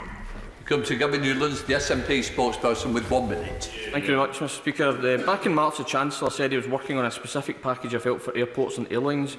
We're still waiting on that support. So will she press the Chancellor to at least follow the Scottish Government's lead in giving the industry 100% business rates relief for a year? And echo what's been said by the committee chair on the despicable behaviour of Willie Walsh and IAG. In the short term, I think we all understand and accept that the industry may need to reduce in size, but the manner in which Mr Walsh is choosing to do this should be illegal if it is not already. However, this affects the supply chain too, and sadly, Rolls-Royce has today confirmed that they intend to cut 700 jobs at Shannon in my constituency. The company is looking to offshore yet more work, and despite taking UK Government R&D money along with job retention scheme money, the UK, but in particular in Shannon, is being disproportionately affected. So can I ask her, is the Government engaged with or offered any support to Rolls-Royce to mitigate job losses? And finally, Mr Speaker, will she join me in urging Rolls-Royce to engage meaningfully with the Scottish Government on supporting jobs at Shannon? Minister. Thank you, Mr Speaker. And the honourable gentleman has obviously raised a number of these points with me previously. And as I've tried to articulate to him, that the support that is being offered to the aviation sector, that ability in order for them to look at and all the government schemes, exhaust all other possibilities and going to shareholders to see whether or not that they can support their businesses, and then their ability then to come to the government to have those discussions around bespoke support. And as he would imagine, those discussions are ongoing. In regards to business rates, he's mentioned this before, quite rightly. This is a matter, the Chancellor was clear about where those business rate alleviations would happen, and that is obviously a matter for the Treasury. In regards to the wider impacts in relation to the reduction in aviation and the impact that it will have on the wider jobs market within the aerospace industry, and particular impact within Rolls-Royce. As I've already outlined, the furlough scheme was not intended in order for businesses to put people on redundancy whilst they were on furlough. However, we will, of course, as you would expect, work across government and my colleagues in BAYS in order to assess the significant impact that it will be felt across the economy, but particularly to the wider aerospace sector, and do whatever we can in order to make sure that we engage with those businesses to protect as many jobs as possible. Sir Graham Bray. Okay, can I tell the Minister that the Manchester Airport generates 100,000 jobs and is an essential motor for growth across the north of England as well? And if we're going to save those jobs, then it's essential, first of all, that companies behave responsibly, but secondly, that government should partner with the sector to make sure that the vital peak summer season goes ahead. And if that is going to happen, we need immediate clarity about the criteria for safe countries and for the names of those countries that will be the air bridges put in place rapidly. Well, I thank my honourable friend, and my right honourable friend, and he's quite right. And as aviation minister and across government, we are working with the sector at pace, with officials and representatives, in order to get those measures in place so people can indeed get back into the air and travel as soon as possible. However, I must caveat that with the point that ultimately the limiting the spread of coronavirus and keeping the UK population safe has got to be our priority, but I am determined and will work hard to find a solution. Johnson. Thank you, Mr Speaker. British Airways, as we've already heard, has taken public money from the government's coronavirus job retention scheme, intended to protect workers' jobs, but instead has used this to pay for 12,000 workers on their redundancy notice period. The purpose of the scheme was to keep people in work, not to let them go on the cheap. Will the Minister join me in condemning this behaviour, and will he/she ensure that any further support protects the workforce as intended? Thank you. Thank you, Mr. Speaker. Shareholders and the employers should consider their social responsibility to the people within their business, and they should take the benefits in the good times, and they should share the burden when the times are harder, particularly when they're in receipt of taxpayer monies. Therefore, I will do, and I've already reiterated, Mr. Speaker, I will do all I can to make sure that is understood by those organisations. Thank you, Mr Speaker. The Minister will be aware of how important the airline sector is to connecting Scotland, not just with the rest of the United Kingdom, but the whole of the world. With airlines under pressure and flight paths being reduced, there is real concern in Scotland that Scotland might lose out. So can she reassure me that the Government will do everything it can do to protect Scotland's air connections, not just with the rest of the UK, but across the world? I thank my honourable friend. He's absolutely right. Air connectivity with all of our devolved administrations, particularly Scotland, are particularly important, and very much regional connectivity, our smaller airports and those routes will feature in our planning for the recovery stage. I'm incredibly cognisant of the fact that we have got a lot to work to do in order to keep that there and deliver on our levelling up agenda, and that's exactly what I'm intending to do. Number 8 not here, so we'll go to number 9, Dr Band Spencer. Thank you, Mr Speaker. I thank the Minister for her answers, and I echo the point around use of taxpayers' money and the furlough scheme and corporate responsibility for carriers such as British Airways. A 14-day quarantine will ground the aviation industry and all the jobs and businesses that rely on it, and as yet we have not provided aviation-specific financial support. But given that the 14-day quarantine is in effect a government-mandated shutdown of a large part of the passenger airline industry, would the Minister agree with me that sector-specific financial support should be provided, as we have with other sectors directly shut down, such as shops and pubs? Well, again, I thank my honourable friend, and I do recognise the importance of the aviation sector within his constituency, and I know he's been a champion and spoken to me a number of times on this issue already. Absolutely, we have delivered unprecedented financial support already for these airlines, but with the ability to access those government schemes. As we move through the period of restart and recovery, we are working with the industry in order to assess what the problems and the issues and the requirements will be. And we haven't taken anything off the table, but we will continue to work through that. And obviously, we are working very closely with the sector in order to deliver the quarantine announcements.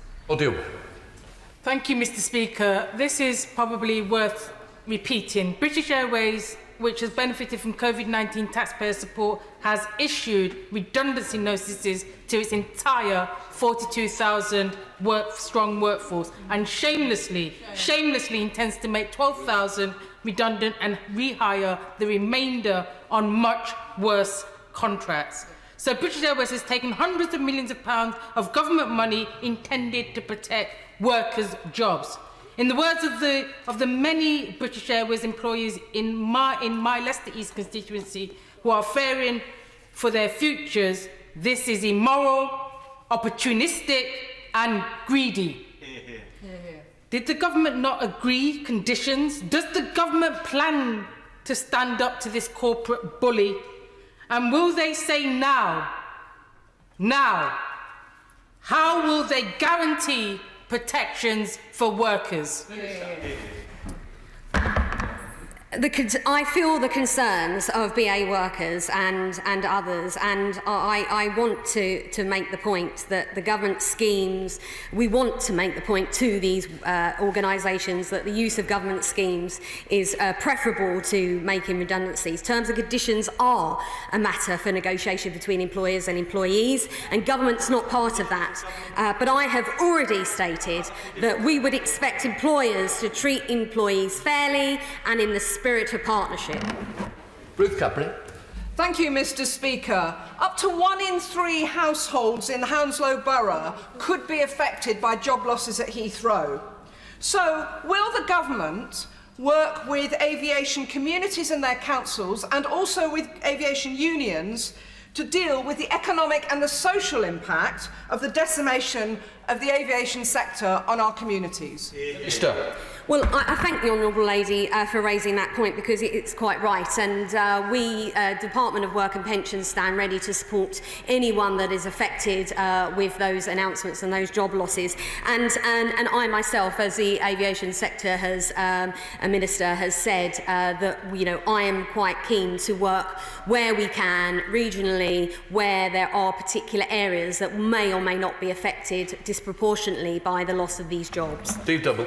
Mr Speaker, without airports there can be no aviation sector, and many of our smaller regional airports like Cornwall Airport, Newquay, have been very deeply impacted by this crisis, and there's great concern about their future. These airports are going to be vital in the recovery of the aviation sector and indeed the wider economy. So can the Minister say what steps she's taking to support our regional airports? Minister.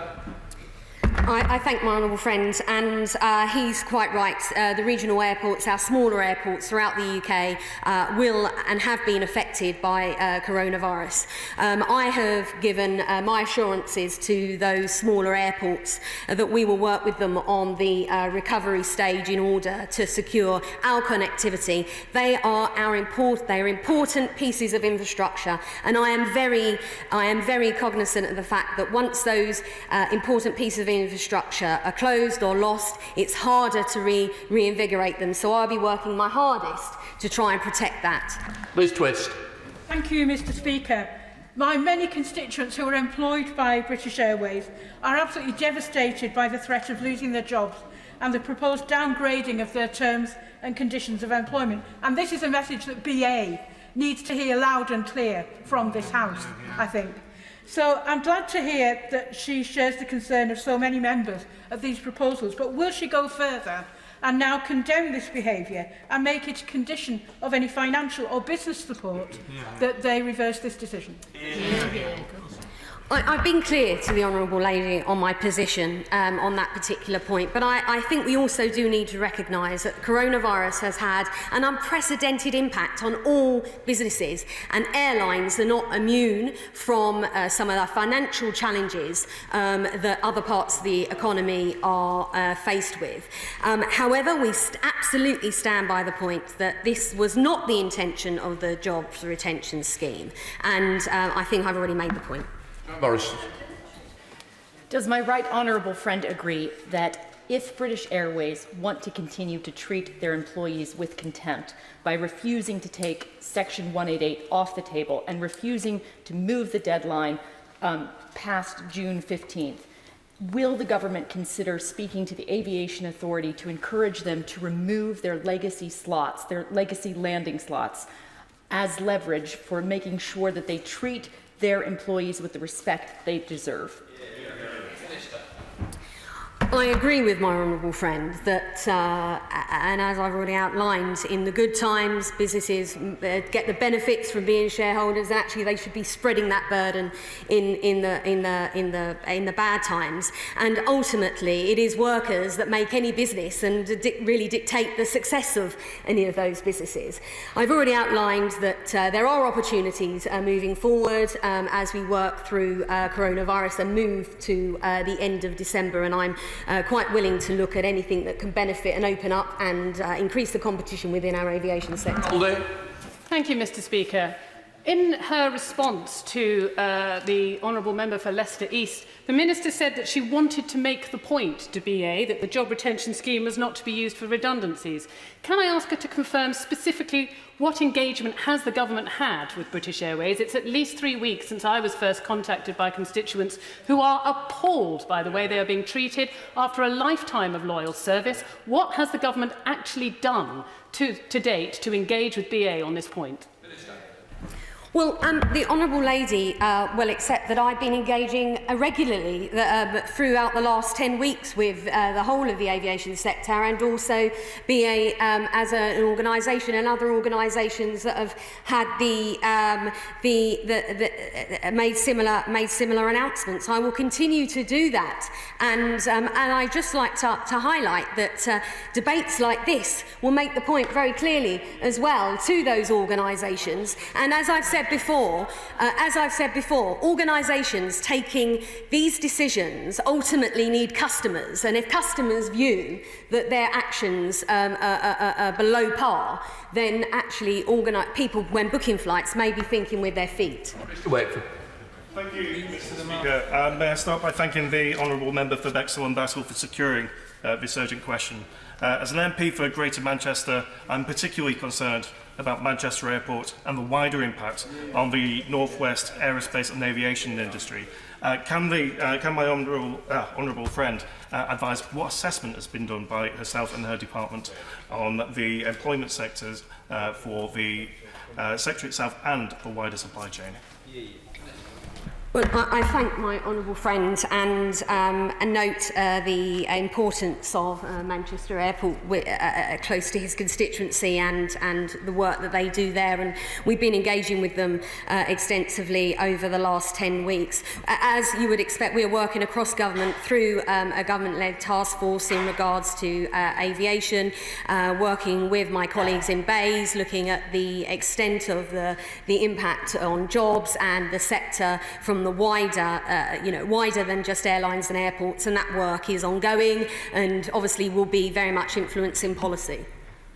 We now come to Maria Riedel. Thank you, Mr. Speaker. Liverpool John Lennon Airport in my constituency supports 7,000 jobs, contributes £240 million in gross value added to the local economy, but saw no international flights at all from mid-April to mid-May.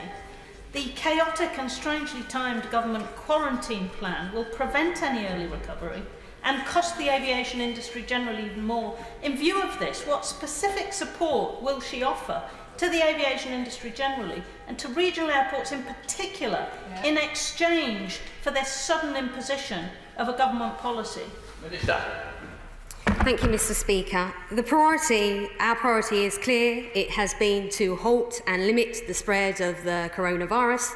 I am working with our officials, our department are working with the sector in order to gain a set of standard health measures that can be applied across the industry, which will be internationally recognised. We are working with the sector in order to find ways in which we can allow people to travel safely and come into the country without the need for quarantine. But ultimately, it is absolutely the right time to implement quarantining, as we are seeing a reduced number of transmission, and we want to protect the UK and the people within it. William Marson.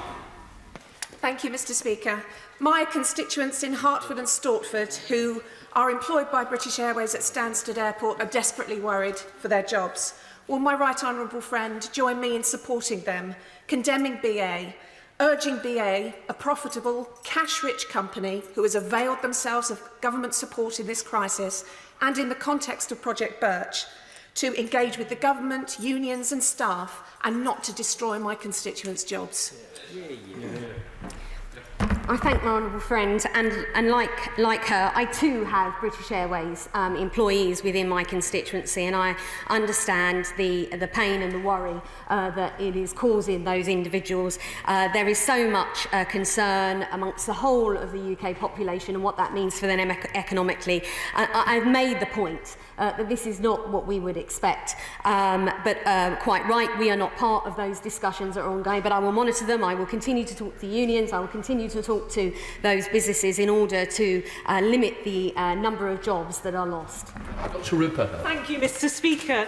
I've had scores of emails from people representing years and years of loyal service to British Airways, who initially welcomed these lefty-looking furlough and job retention schemes and are now finding that the public purse is being used to effectively chuck them on the scrap heap. So, can I ask the Minister to revive another old Labour tradition and, rather than acting a bit like a bystander, to bang some heads together and get unions, airlines and the government round the table? They can have beer and sandwiches at number 10 if they like, and thrash out a sector-specific deal to save aviation in this country. Minister. Well, I like the honourable lady's optimism for beer and sandwiches. I don't drink beer personally, so it wouldn't necessarily be a benefit for me. Wine is more my taste, but I should say that we remain committed as government in order to do what we need to do and align the policies in order to get people up, planes up in the air. Aviation sector is so important for the UK economy. It will remain important for the UK economy, particularly with our regional connectivity, and we will work through this crisis with the mind of the aviation sector and what we can do and how we can mitigate the impact of that. Mark Pritchard.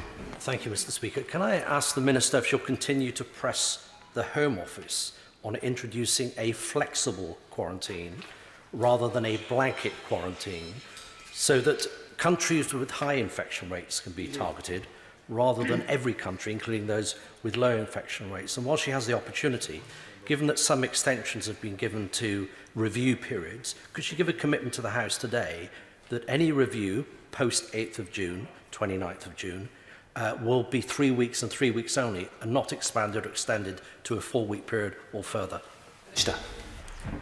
I thank my honourable friend, and he's right that any quarantine review period needs to be understood by the sector. As I have already outlined, we are working with the sector in order to, and we are investigating at air bridges. There's a lot of work going on internationally as well with our international organisations, quite rightly, because this is not something that just purely affects the UK. In relation to quarantine, there are a number of countries that are following suit and or have already implemented measures of this time. The Home Secretary will be immediately after me making a statement in relation to the policy, and obviously I won't want to preempt anything that she might say.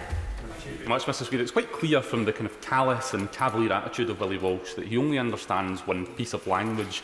So can I gently suggest to the Minister this definitely needs to be escalated? When will the Prime Minister be picking up the phone to Willie Walsh and making it crystal clear to VA that unless they halt these plans, those much coveted slots at Heathrow will go? We need much stronger language from the government on this, because many of my constituents, frankly, are cheesed off by this. Well, I accept that constituents will be concerned and upset. That's absolutely a completely understandable position. I've already tried to outline that I will do what I can in my capacity as Aviation Minister to mitigate or limit the number of job losses. We haven't stopped working. I haven't stopped working on that. The Prime Minister also was clear that this was not in the spirit of the furlough scheme, and we will keep working on that. Thank you, Mr. Speaker. The slowdown in the aviation sector is having a big impact on jobs in my own constituency. Airbus, Rolls-Royce and GKN employ several thousand people. So does my honourable friend agree that we must get the aviation sector working again quickly, not only to protect jobs, but to preserve our country's world-leading industrial manufacturing capability in civil aerospace and, crucially, in defence? Minister. Well, I thank my honourable friend, and he's absolutely right. The success of the aviation industry has a direct impact on some of the wider aviation manufacturing technology that is being developed in this country, and particularly it is affecting my constituency also. So he's absolutely right, and we will continue to work across government in order to understand the full impact that it has in the wider supply chain, and work in ways to mitigate that as far as we are able. Siobhan MacDonald. Mr. Speaker, Asda, Marks and Spencer's, B&Q, John Lewis, Sainsbury's. The Minister and I have been here before. Employers choosing to reduce terms and conditions on its long-standing staff simply with 90 days' notice. Only BA is the employer that bears our country's name and holds our country's flag. Is this what we want for Britain in post-coronavirus times? We will not fight our way out of a depression by reducing people's pay. The honourable lady is quite right. We have indeed had conversations in this vein many times before, and as I said in my opener, I regret the job announcements that the organisations have made. I think that we also need to accept that we are in unprecedented times, and we are working hard with the sector, with all stakeholders, and that's including unions and industry representatives and companies specifically, in order to fully understand what that will mean for the future and what we need to do in order to mitigate that. I've said a number of times today that on my position, and I will continue to work in order to try and limit those job losses. Thank you, Mr. Speaker. Although the aviation industry will face significant challenges in the months and years ahead, regional airports across the UK will continue to be well placed to increase economic growth and boost connectivity in the longer term. Does my honourable friend agree with me that restoring commercial passenger flights from Blackpool Airport in the longer term could boost tourism, increase economic growth and really help to deliver the government's levelling up agenda? My honourable friends are absolutely right. Regional airports can have such a major impact on the local communities in which they serve, and very much there is a pride in having an airport within your area, and they are absolutely part of our levelling up agenda and being able to increase and improve our UK's connectivity, not just within the UK but abroad, and absolutely that is part of our recovery and planning for the future. McKinnell. Speaker, and I echo concerns about the shoddy treatment of BA staff.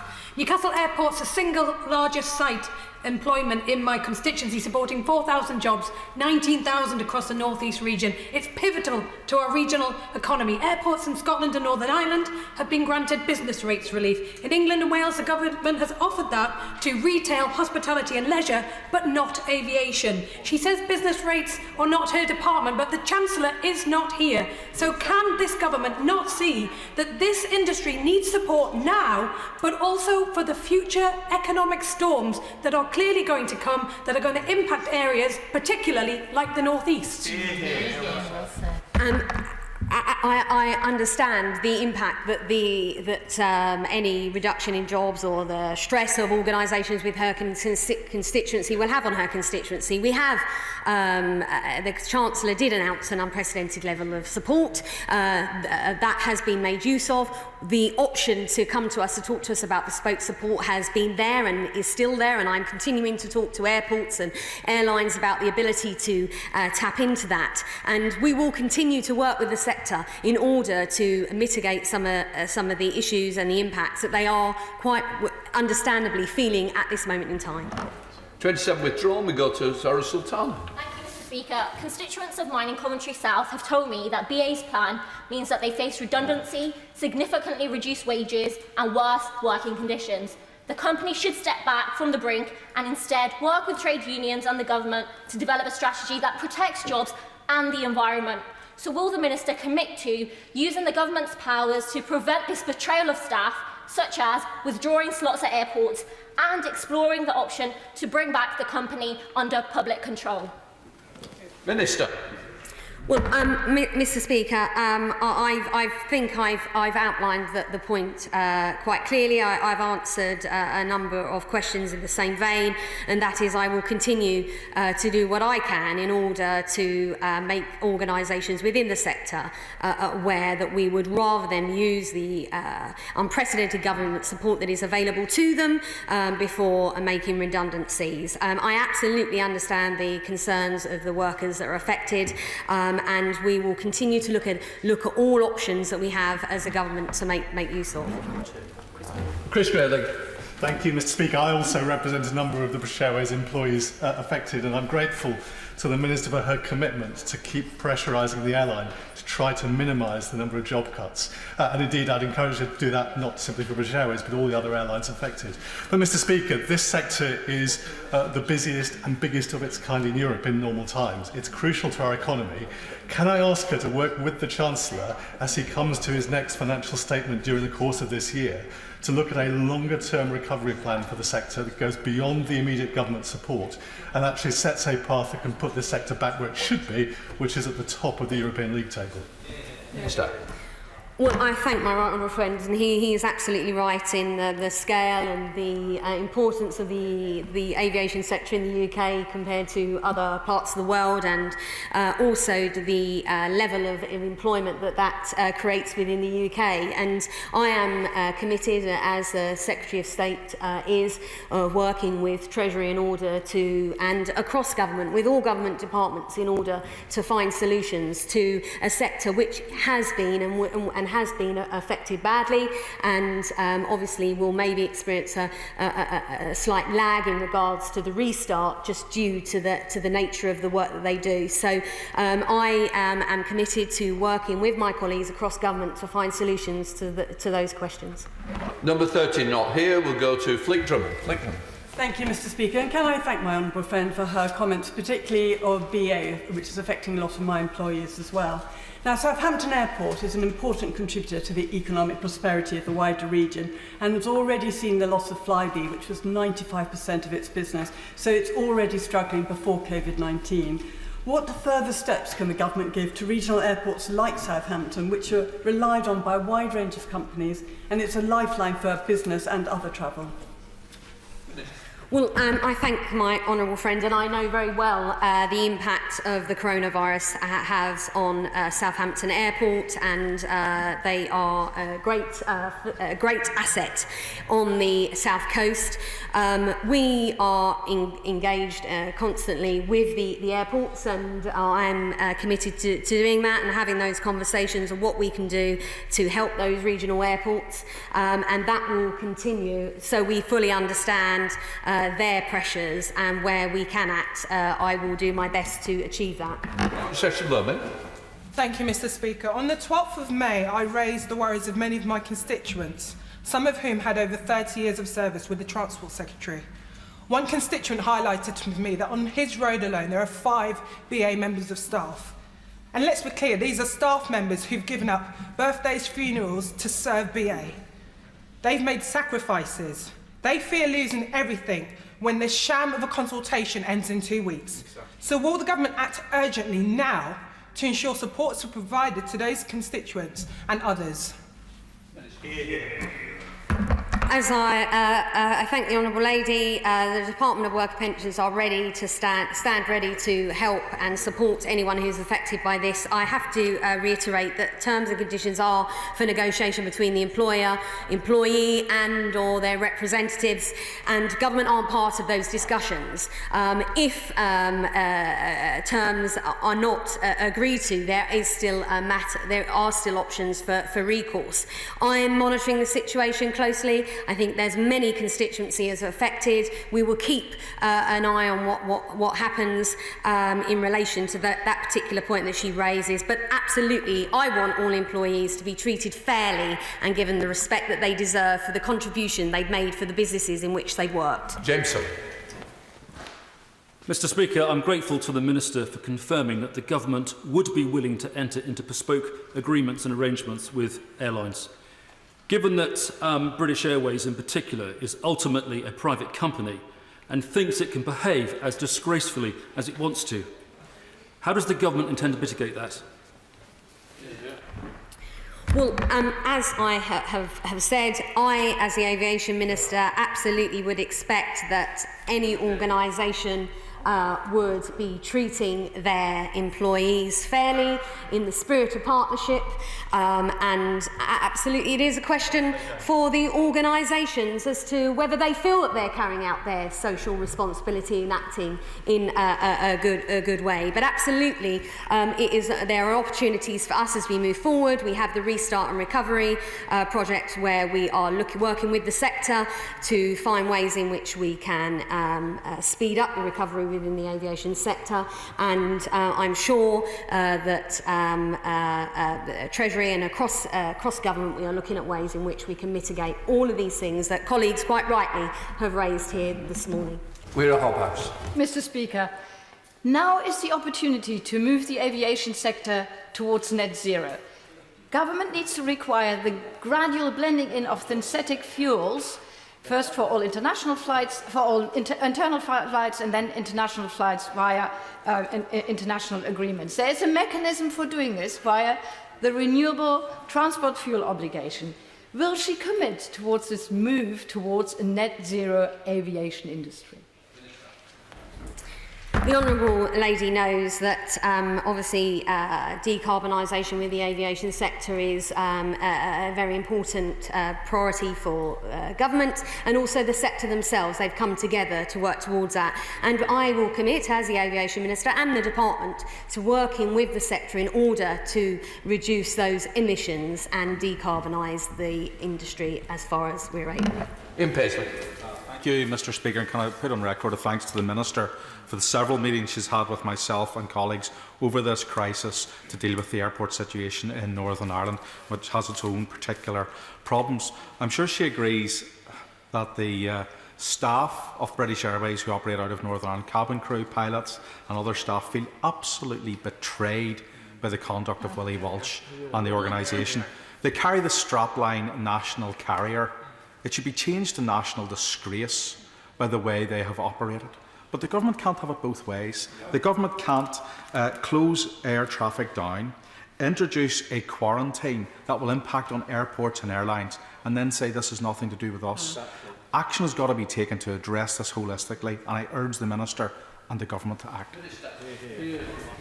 Well, I thank the honourable gentleman for his words, and particularly in regards to our regional connectivity and being able to continue that connectivity with Northern Ireland is a key priority, and it's been good to be able to continue to do that with government support. And we will continue, as I've outlined, to work together across government with the Aviation Task Force, working with sector, working with experts, working with our stakeholders in order to try and find solutions. The reality of it is there are, with regards to aviation, there has to be consumer confidence as well to travel, and we need to make sure that we are tackling consumer confidence but also creating the right environment with our policies in order for airlines to get back in the air, and I'm committed to working with all our colleagues across government as the Secretary of State is in order to deliver that. Laura Farris. Thank you, Mr. Speaker. Section 188 of the Trade Union and Labour Relations Act does not just create a general duty to consult with employees, but a specific duty to consult on avoiding redundancies, reducing the numbers of those selected for redundancy and mitigating the consequences. Could my honourable friend commit to including an employment judge or an impartial employment lawyer onto the steering group to assess whether BA and other airlines are meaningfully engaging with their statutory obligations and make this a condition of further government support? Minister. Well, I thank my honourable friend. She makes a very good suggestion, and I happily take that away and see what I can do. Sam Terry. Thank you, Mr. I've had thousands of individually written emails, including residents in Ilford South who have collectively spent decades and decades working for British Airways. Unite the union members that have given their adult lives in making British Airways our proud national flag carrier. BA is a multi-billion-pound company, one that has £10.7 billion in liquid assets and other assets if you include its parent company, IAG. I would ask the Minister to seriously consider whether or not any mechanism can be brought forward by the government to look at the allocation of the slots, because without those slots, the most lucrative part of all of the operation of which BA makes its profits, IAG, Willie Walsh and all of the people swinging the axe on all those tens of thousands of people. Remember, not only being sacked, all of them being sacked and then re-engaged, it might make them sit up and actually listen to how serious members are across this House, and if not, ask if they will return the British flag because they don't deserve to carry it on their planes. Thank you, Mr Speaker, and I also want to thank the honourable gentleman for obviously his questioning of me on this particular point at the Transport Select Committee, and I recognise supporting very much his constituents. And the points that I will make is that this has been a commercial decision taken by British Airways. We would absolutely expect any organisation entering into this process that it would be done with fairness, in the right way for employees, and I will do my best to work with colleagues across the government in order to deliver the support that is needed for those people affected, and also to try our best to mitigate any particular job losses which are coming because of an unprecedented reduction of the number of flights travelling, and it's not something that is specific to the UK. Ross. Much, Mr Speaker. Murray is well served by Inverness Airport, and it has been operating with only essential flights during this pandemic. Can the Minister outline what support the Government have given and will continue to give to regional airports such as Inverness, who serve people in Murray and across the north of Scotland? Well, thank my honourable friend. We will continue to work with our regional airports in order to understand the full impact that coronavirus is having on the operations of their businesses. As I've already outlined, regional connectivity is a priority for us within the department, and I will continue to work with those individual regional airports in order to deliver on what we can do. There are policy levers that are available to us, and we will be exploring that more within the Restart and Recovery Unit. Thank you, Mr Speaker. Can I raise the particular issue with the Minister of the British Airways Avionics Engineering site in Llantriston to my honourable friend's constituency of Pontypridd, and I pay tribute to her for all the work she's doing in supporting the workforce there. Many of my constituents are facing this consultation now. It cannot be good enough for the Minister to simply say the DWP is ready to offer support if they lose their jobs. These are highly skilled, well-paid jobs in South Wales. It is worth £1 billion to the South Wales economy and more than £6 billion to the Welsh economy as a whole. I say to the Minister, and I don't doubt his sincerity, but her answers just aren't good enough. My constituents and constituents up and down the land are desperate for government intervention to support the aviation sector and all these jobs that many tens of thousands of constituents rely on. Well, whilst the honourable gentleman knows I have great respect for him, but I will come back to him on the fact we are supporting the aviation sector. We have delivered unprecedented government support. Those organisations have the opportunity to support with us from a bespoke support. But he's absolutely right. You know, in regards to what we absolutely as government will try and deliver what we can in order to support those colleagues. But we also need to be asking those organisations how they will support those workers that are being affected by the commercial decisions that they are taking. And I will continue to do what I can in my capacity. Thank you, Mr Speaker. I think much of the anger that's been expressed in this House during this debate has been because British Airways has taken advantage of a government scheme intended to protect jobs and used it as a convenient funding stream for a long-planned corporate restructuring. It's a breach of faith. Does my honourable friend agree that British Airways should pay a price for that breach of faith?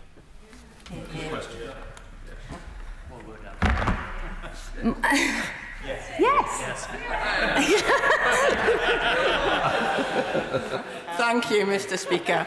My constituents have had to make huge sacrifices during this terrible outbreak, and they have responded with real solidarity, helping others and following the rules. Now those who work at the British Airways call centre in Newcastle see the contempt in which they are held, and they feel abandoned, betrayed, blackmailed. Does the Minister agree that just as with governments, businesses will be judged by their response to a crisis? And does she think British Airways' response is worthy of our national flag?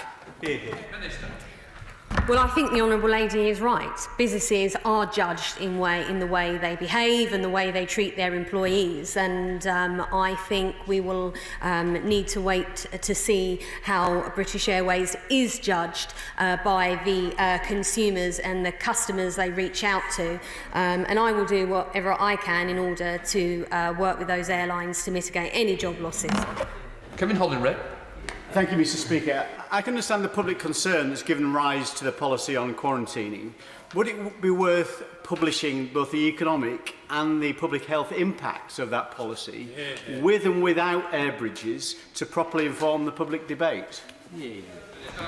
Well, I thank my honourable friend, as he may know, that the Home Secretary is going to do a statement directly after this UQ, and I wouldn't want to preempt anything that she may incline to speak about. But it's absolutely right that at this particular time, as we see the reduction in the spread of domestic cases, that we do whatever we can to limit those imported cases.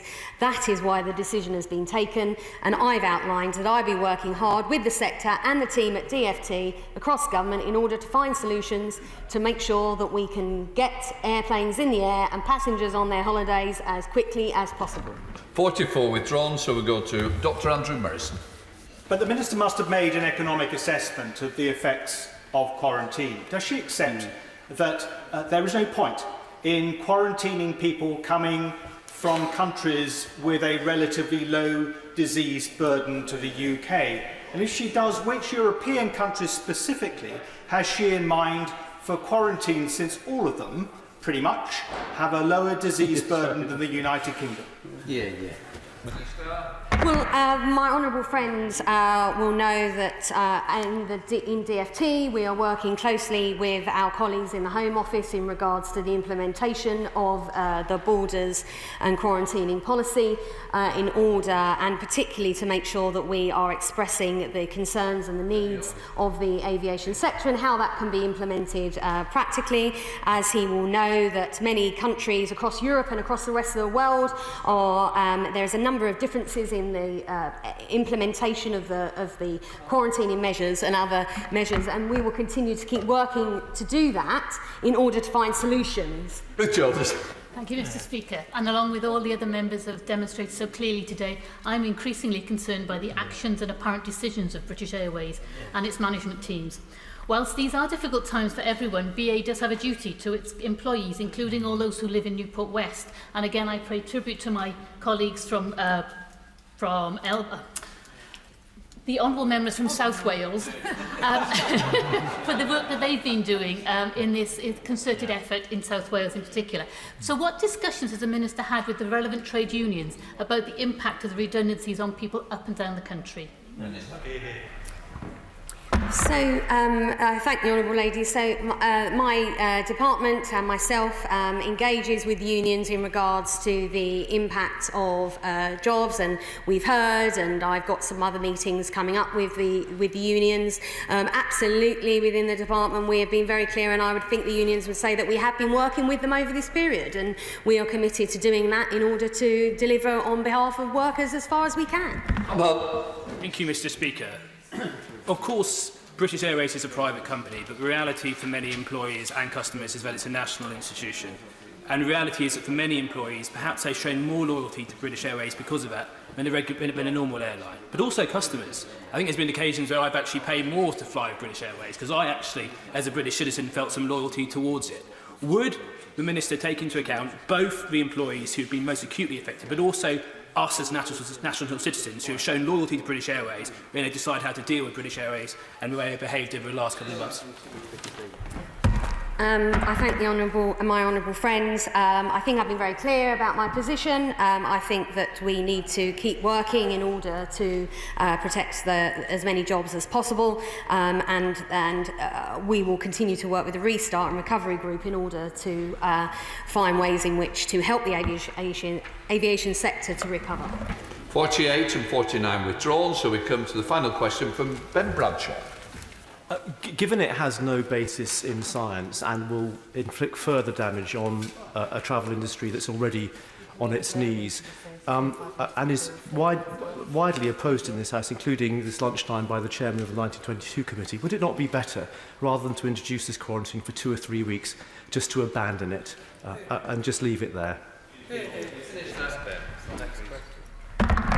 I've been very clear that the priority for this government is to halt or limit the spread of coronavirus, and it has to be accepted that we need to work in order to find those measures that enable airlines and flights and passengers to travel safely, but also to stop that importation of imported cases as our infection rate reduces.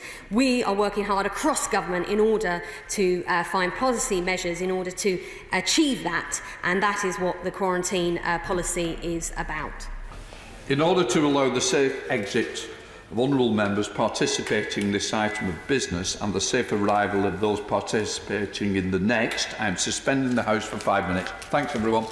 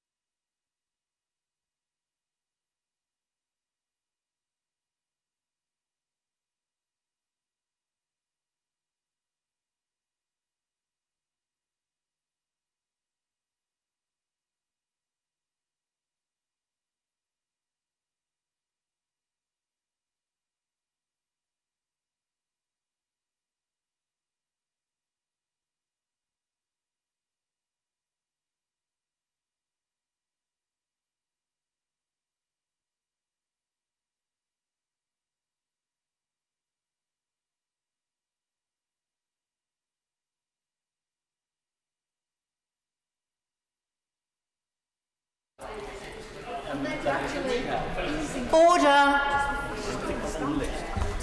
Order. Statement from the Home Secretary, Priti Patel. Thank you, Madam Deputy Speaker. And with your permission, I would like to make a statement about the introduction of public health measures at the border in response to coronavirus. This is another cross-government measure in our continued collective fight against the virus to save lives and protect the British public by preventing a second wave of this disease. Because our priority has always been to protect people's health and to keep those in the UK safe from the virus, and introducing this measure now will play an important role in our fight against coronavirus. The tragic events of recent months have shown that in a world of serious threats to the UK and to global stability, pandemics have no boundaries. Throughout this national endeavour, the introduction of public health measures has been to protect the public, keep the virus under control, and now to protect our hard-won progress as we move in the right direction. The scientific advice has been consistent and clear, and it is thanks to the collective determination and the resolve of the British public we are past the peak, but we are now more vulnerable to infections being brought in from abroad. Some have suggested that public health measures at the border should have been introduced when the virus was at its peak. However, at that time, the scientific advice was clear that such measures would have made little difference when domestic transmission was widespread. But now, the transmission rate in the United Kingdom continues to decline, and international travel is likely to resume from its record low. Therefore, the scientific advice is that imported cases of the virus pose a more significant threat to our national effort and our recovery. Travellers from overseas could become a high proportion of the overall number of infections in the UK and therefore increase the spread of the disease.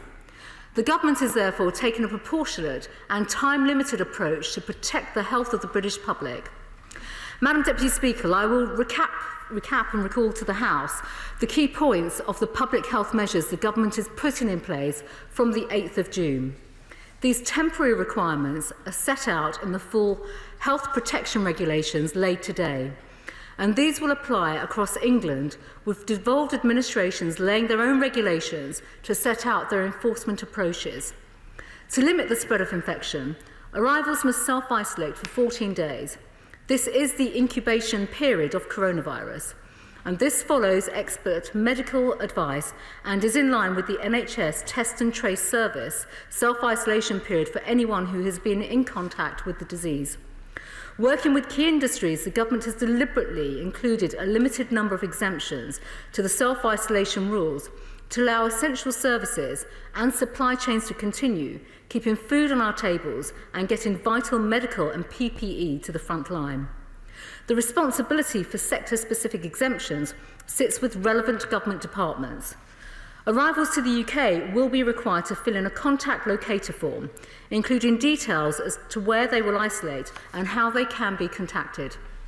This form will be found on gov.uk, and a government-led working group with the industry has developed a process for carriers to inform travellers on the information they need to provide in order to travel to the UK. The form must be completed in advance of travel to provide details of the journey, and Border Force will be at the front line of enforcing this requirement. Passengers will require a receipt, either printed or on their phone electronically, to prove that they have completed the form. And Border Force will undertake spot checks at the border and may refuse entry to non-resident nationals who refuse to comply. They will have the power to impose a £100 fixed penalty notice to those who do not comply. And our fantastic frontline Border Force officers are world-class and consistently working to keep our borders safe and secure.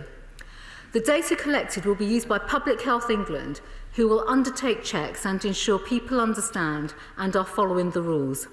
And if Public Health England have reason to believe someone is not following the law as they should be, they will inform the police. We trust the British people and our visitors to play their part in acting responsibly and following the rules to control the spread of coronavirus.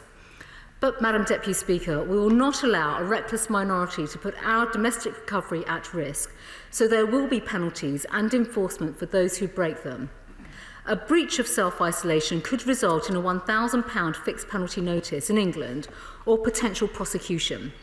And this programme will work alongside Test and Trace to help us further minimise the public health threat of coronavirus. Madam Deputy Speaker, Secretaries of State from the Cabinet Office, Transport, Business and Health have worked across government, the devolved administrations, with science and industry to develop the policy carefully for this public health action. In line with all government COVID-19 measures, and as I announced on the 22nd of May, the measures will be kept under regular review to ensure they remain proportionate and necessary. I can inform the House that the first review will take place in the week commencing the 28th of June, and they will be assessed on an ongoing basis thereafter, together with all other measures to fight this disease. We will publish in due course more information on the criteria that must be satisfied to lift these health measures, but I can update the House on some factors that will be considered. And these include the rate of infection and transmission internationally and the credibility of reporting, the measures that international partners have put in place, levels of imported cases in other countries and where they are more relaxed border measures, and the degree to which antibody and other methods of testing prove effective in minimising health risk. Country-specific reports will be provided to allow us to monitor global progress. But we will only consider reviewing these measures when the evidence shows that it is safe to do so, because public health will always come first. And as we have considered for all our cross-government COVID-19 measures, we will take into account the impact on economy and the industry. The aviation and travel industry is home to some of Britain's most successful businesses and supports thousands of jobs. Across government, we understand how tough the public health measures to prevent a second wave of coronavirus are for this sector. The industry has a proud record of making safety of its passengers and staff its #1 priority. It also has a record of dynamism and innovation. Engagement with the industry is crucial, and we are asking them to work with us on these measures. We are liaising with bodies such as the International Civil Aviation Organisation on this and on other COVID-19 related issues, and we will continue to work closely with companies and carriers. And that is why, with my right honourable friend, the Transport Secretary, we will tomorrow host a roundtable to work across the travel sector and the broader business sector as well, on how we can innovate and move together, but also form a long-term plan for the industry. The government and industry share the same aim, to get Britain and our economy moving again in a way in which is safe and also practical for everyone. Madam Deputy Speaker, our priority has always been the safety of our people. This has driven our evidence-led cross-government approach to this whole crisis. The Foreign Office will continue to currently advise against all but essential travel abroad, or no travel at all to a country where the risk of COVID-19 remains unacceptably high. There has been engagement with embassies representing countries from around the world to explain our approach. And taking this public health action, alongside our measures, including test and trace and continued social distancing, in the long run, we will ensure that we can have greater freedom in the longer term. And of course, Madam Deputy Speaker, that includes international travel corridors, a subject that has already this afternoon been discussed in the House. Currently, there should only be essential travel, but across government and with the sector, we will continue to explore all options for future safe travel. And any international approaches will be bilateral and agreed with other countries concerned. And of course, we will need to ensure that those countries are deemed to be safe. We are not alone in our fight against this disease or in the measures we have taken to stop it. Madam Deputy Speaker, these measures are backed by science and supported by the public and are essential to save lives. We know that they will present difficulties for the tourism industry, but that is why we have an unprecedented package of support, the most comprehensive in the world, for employees and for business. But we will all suffer in the long run if we get this wrong.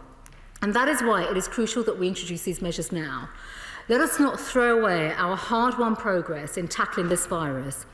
And first and foremost, we owe it to the thousands of people who have died. And we owe it also to the millions of people across the whole of the United Kingdom whose sacrifices over the previous months in following social distancing have together helped us to bring this virus under control. I commend this statement to the House. Shadow Home Secretary Nick Thomas-Simmons. Thank you, Madam Deputy Speaker, and I thank the Home Secretary for her statement and advance sight of it. We've been calling for sensible screening measures at the border for months, and we will of course study the detail of what's been announced. It is vital the UK has a plan for minimising the risk of infections coming into the country. But the Home Secretary must also realise there are fundamental questions she needs to answer. Why these particular measures and why now? From 1st of January to 23rd of March, when the lockdown was imposed, only 273 people were formally quarantined from 4 flights, 3 from Wuhan, 1 from Tokyo, when over 18 million people entered the country by air. Now, the Home Secretary just said in her statement this was because domestic transmission was widespread. But this is what the government's own chief scientific advisor said, and I quote, "A lot of the cases in the UK didn't come from China and didn't come from the places you might have expected.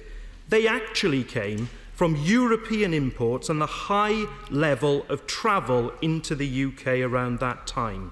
And ministers saw on their television screens what was happening in Italy and what was happening in Spain." On the 30th of April, I wrote to the Home Secretary to ask her to publish in full the scientific advice that her decisions on measures at the border at that time were based on, so we could learn the lessons going forward. She hasn't even replied to my letter, and not making all that information public is a mistake. Unfortunately, like too much of the Home Office handling of this crisis, the management of arrivals to the United Kingdom has lacked urgency and coherence. As long ago as the 10th of May, the Prime Minister gave notice of these quarantining measures. Why has the government wasted precious weeks talking about possible border restrictions rather than taking effective actions? If these measures are necessary from the 8th of June, why have they not been necessary in recent weeks, or from when they were first announced by the Home Secretary herself on the 22nd of May? And can the Home Secretary give me her assurance that these measures from Monday next week have been recommended and approved by SAGE? I do join her in her praise of what those at Border Force have done, but can she give me a further assurance the Border Force on the front line will have the resources and all the protection that they need? Madam Deputy Speaker, the government's confusion over arrivals and quarantine has widespread implications for the UK economy, particularly aviation, hospitality and tourism, and related supply chains. Huge numbers of jobs are at risk, yet the crucial package of support for these industries that we on these benches have argued for has yet to materialise. In her statement, the Home Secretary mentioned a roundtable with the Transport Secretary tomorrow with businesses. But the government should already have done that. They should be presenting these steps today as part of an all-encompassing approach to travel to the aviation sector backed up by the published scientific evidence. And this is necessary, Madam Deputy Speaker, because there has to be reassurance that quarantine has a genuine public health benefit now that, according to the government, it did not have in past months. And that these measures are not just a 3-week fudge to try to spare the government embarrassment for failing to grip this issue at the right time. And given, Madam Deputy Speaker, that there is no vaccine at the moment, that Test, Track and Isolate isn't fully up and running as the government promised that it would be, I ask that the Home Secretary makes a commitment that she'll report back to the House before the end of the initial 3-week window on that first review that she mentioned in her statement, outline her proposed exit strategy from these measures, outline her plans for any travel corridors, and can the Home Secretary pass on the message to the government of how urgent it is that that comprehensive package to support jobs is brought forward as soon as possible? Home Secretary. Madam Deputy Speaker, well, I thank the Right Honourable Gentleman for his comments, his questions and his remarks. And first of all, Madam Deputy Speaker, I think all members of the House will recognise that through the difficulties that the entire country has experienced through coronavirus and throughout this outbreak in particular, across government, led by the scientific advice, but also led by my Right Honourable friend, the Health Secretary, throughout government we have had a comprehensive comprehensive response. Throughout the outbreak, we have brought in the right measures at the right time based on scientific advice. That has dated back to January, as far back as January, throughout February and going into March as well. And during that contained phase, the government had, at the borders in particular, an enhanced monitoring policy and approach to identify symptomatic travellers from high-risk areas in the early stages, and importantly, at that time, to safely triage them through the system. And this was applied to those returning from Wuhan on the 22nd of January, and that approach was broadened. If the Honourable Gentleman would let me finish, please, and would listen to the facts that I'm providing him with, broadened to the whole, they are facts and they're very specific dates, returning from Wuhan on the 22nd of January, and that approach was broadened in conjunction with the Department of Transport for the whole of China on the 25th of January, and then Japan on the 8th of February, Iran on the 25th of February, Northern Italy on the 4th of March, and then the whole of Italy on the 5th of March. And once when there was significant transmission within the UK, border restrictions would have been very marginal in their impact on the epidemic within the UK. Ministers at the time had articulated that across government in the comprehensive way in which this is a cross-government pandemic and all government departments work together. And at that point, it was recognised that they would have contributed a tiny proportion of the number of new infections in the UK. Now that domestic transmission within the UK is coming under control, it is the right time to prepare for these new measures at the border. But the Right Honourable Gentleman did also ask, I think for the benefit of the House, in terms of the health measures that were brought in the very early stages, they were brought in through the General Aircraft Declaration System, through aviation, so it is through my right honourable friend, the Transport Secretary's Department, in conjunction with Border Force. And when that process concluded, it had covered 13 UK airports, 15 territories, 24 airlines, and 1,116 flights were monitored with a 98% compliance rate on the General Aircraft Declaration. And the purpose of those declarations are, of course, to provide the details of any illnesses on board and therefore inform public health risk assessments so that the appropriate action could therefore be taken with passengers at that particular time. Now, the Right Honourable Gentleman has also asked and touched on a number of other factors, including PPE for border staff. Border Force have been exceptional throughout this crisis, Madam Deputy Speaker, and I think it is worth paying tribute to them and the way in which they have worked in keeping our borders safe and secure. They do have, and throughout this, following all the public health guidance from PH England, adequate PPE protection, and that remains and will continue. And finally, Madam Deputy Speaker, in response to the Right Honourable Gentleman, he rightly asked about a comprehensive approach for the sector, for travel, tourism, for aviation, the world-class industries that we have in the United Kingdom, and rightly so. I've worked with many of those sectors in my previous career as well. A comprehensive approach is being taken. He asked as to why we're only meeting with them now. That is not the case at all. The Department of Transport, I myself have also been in touch with many representatives from the industry as well.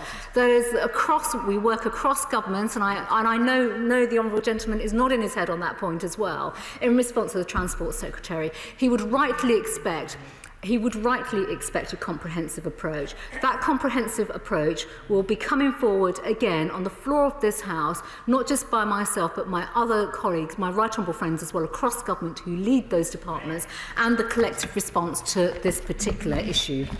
Nathan Gullis. Thank you very much, Madam Deputy Speaker. Quarantine will have an impact upon businesses who rely heavily on the hospitality sector, like ceramics in Stoke-on-Trent. Churchill China and Steel Light have spoken to me on that point. So can my right honourable friend explain and reassure ceramic manufacturers that quarantine will not hinder them as they try to reboot the local economy? Well, my honourable friend is absolutely right in terms of the fantastic ceramics industry in Stoke-on-Trent, and he, of course, is a great advocate for them as well. There are some very important points just to make on this, Madam Deputy Speaker, and I reiterate again, these are public health measures designed to protect the British public for imported cases of coronavirus. But, of course, we are global Britain. Our borders are not shut. Let me just emphasise that point to the House. We are a global Britain when it comes to goods in particular and exports. exports either coming in, goods going out of the country as well. All of that will continue, and businesses, of course, continue to be at the forefront of being Global Britain, and that, of course, will continue for the ceramics industry. Joanna Cherry. Thank you, Madam Deputy Speaker, and may I thank the Home Secretary for advance sight of her statement, and like her, pay tribute to our border force and other key workers. Madam Deputy Speaker, the Scottish National Party have been calling on the UK Government to introduce public health measures at UK borders for some months now. The Centre for Evidence-Based Medicine at the University of Oxford have said that the effectiveness of quarantine during a viral outbreak relies on the timing and accuracy of the quarantine period, as well as the ability of individuals and healthcare providers to follow quarantine procedures. And I fear that the Home Secretary's statement does not fully address these matters. There has been widespread concern that the UK has been out of step with most other countries who introduced public health measures at their borders far earlier in the pandemic. The best way for her to address the failure to introduce any measures to date, and also the effectiveness of the measures she now proposes, is to publish the evidence and the advice upon which she has relied. Now, the matter was discussed at the SAGE meeting on 7th May, but their advice has yet to be published. Will she undertake to publish that advice from the meeting of 7th May today? And can she tell us what advice have SAGE given about the widely reported aspects in which it is suggested the government intends to water down the quarantine proposals? Do SAGE think these quarantine measures will be effective if these watering down proposals are in place? Now, I note that she said that the measures will be considered regularly, commencing in the week beginning 28th of June. But can she tell us how long overall she envisages the measures will be in place? And finally, these measures at the border are her responsibility as Home Secretary, but part of their delivery and part of their enforcement will be in Scotland and will be the responsibility of the Scottish Government. So will she undertake to meaningfully engage with my colleagues in the Scottish Government on their requirements before any potential changes are made in the weeks and months ahead to these? Home Secretary. Well, I thank the Right Honourable Lady for her questions and her comments. There are a number of points, if I may just allude to. I completely reiterate and restate the points that I made about the measures that have been taken from the beginning of the year in terms of public health measures within the aviation sector, but also enhanced monitoring at the borders to identify symptomatic travellers from high-risk areas. That happened early and safely, and people were triaged to the health systems. I think that's really important for everybody to remember that as well, and be mindful of this, because these are public health measures. She again, and in fact, if I may say so, in answer to the Right Honourable Gentleman as well, made the point about publishing the advice through SAGE. SAGE, of course, published their advice accordingly, and that is ongoing. But very specifically, she referred to potential downgrading of these measures. These are public health measures, and this is not something for the Home Office or myself as Home Secretary to consider in isolation or independently. This is a part of a wide package in terms of public health measures, in line with the public health regulations that have been laid in Parliament and put down in terms of reducing the R value and protecting the British public. And I think it is really important, Madam Deputy Speaker, for the British public and for all members, Right Honourable and Honourable members of this House, to put this into perspective in the context that we are in a national health emergency right now. This isn't about the convenience or inconvenience of certain regulations and measures being put down and the application of them. We are here to make sure that we protect public health first and foremost. And that is why it is important whenever these measures are reconsidered in due course, and they will be aligned with other regulations when they are reviewed as well, that we look at this within the totality as to how we can protect the public and their health. Now, I would like to get everybody in. That will require short questions and short answers. Steve Bryan. Thank you. If I'm honest, I think many people will think this is the right move at the wrong time. We keep being told to use our common sense. The idea that this was wrong when Europe was at the centre of a pandemic, and right now, it doesn't add up to me, but maybe that's just me. But we are where we are, and we can't go back, so we start from here. Now, hundreds of my constituents rely on Southampton Airport for their livelihoods. It was on its knees before COVID. So while I appreciate there's much talk today of travel corridors, can I ask my right honourable friend whether the government considered travel gates to block incoming travellers from certain countries based on the science. Basically, a more targeted risk-based approach to the screening of passengers, as happens with aviation security standards now. So my honourable friend is absolutely right. There'll be a range of measures, and I think I should just emphasise to the House and all honourable and right honourable members. Of course, this is part of our ongoing dialogue with the industry. This isn't just for government to specify the type of actions that the sector should undertake. We have to innovate together and also look at new international aviation health screening options, opportunities, but the way in which we can work to innovate and set new standards internationally. We want to be at the forefront of that, and that is something that we want to urge our industry to do as well. Yvette Cooper. Sir Patrick Vallance has said that the crisis escalated in this country as a result of many, many cases coming from Spain and Italy during March. So clearly the triage system wasn't working. The Select Committee has also been told that in a 10-day period from the 13th of March to the 23rd of March, up to 10,000 passengers with coronavirus are likely to have arrived at our ports and airports. The Home Secretary has still not published the science that we were promised behind these decisions. Can I urge her now to do so and to tell us what is her estimate of the number of people in the next 3-week period who are likely to arrive in the UK with coronavirus? Home Secretary. Well, I thank the Right Honourable Lady for her comments. I've already been clear about the measures that were brought in. The enhanced monitoring measures at the borders, I have been clear and I've outlined them. I've even provided dates to the House and I've given examples in terms of the number of airports, the number of territories, the number of airlines and the flights that were monitored throughout that period of the 22nd of January to the 12th of March. In terms of publishing the advice that I think the Honourable Lady is referring specifically to from the Home Office, I will absolutely ensure that the Select Committee receives that.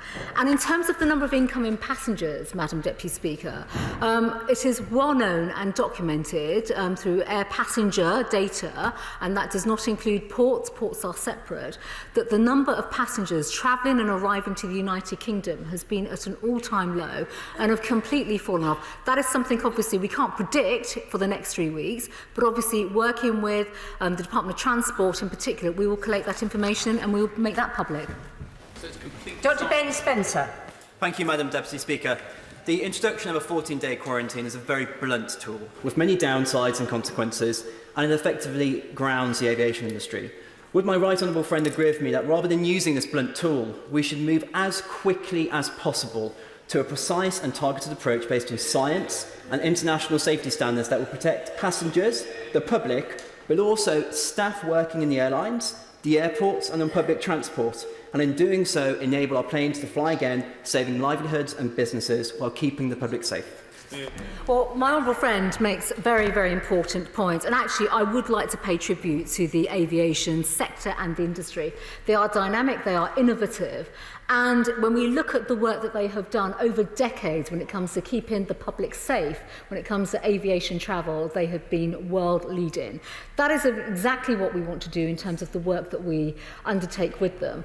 Of course, this is an international crisis. No one person, no one organisation has a bespoke way of working throughout this crisis for the aviation sector. My final point, Madam Deputy Speaker, on this, is, of course, planes are still flying and goods are coming into the United Kingdom. I've made the point about exports goods.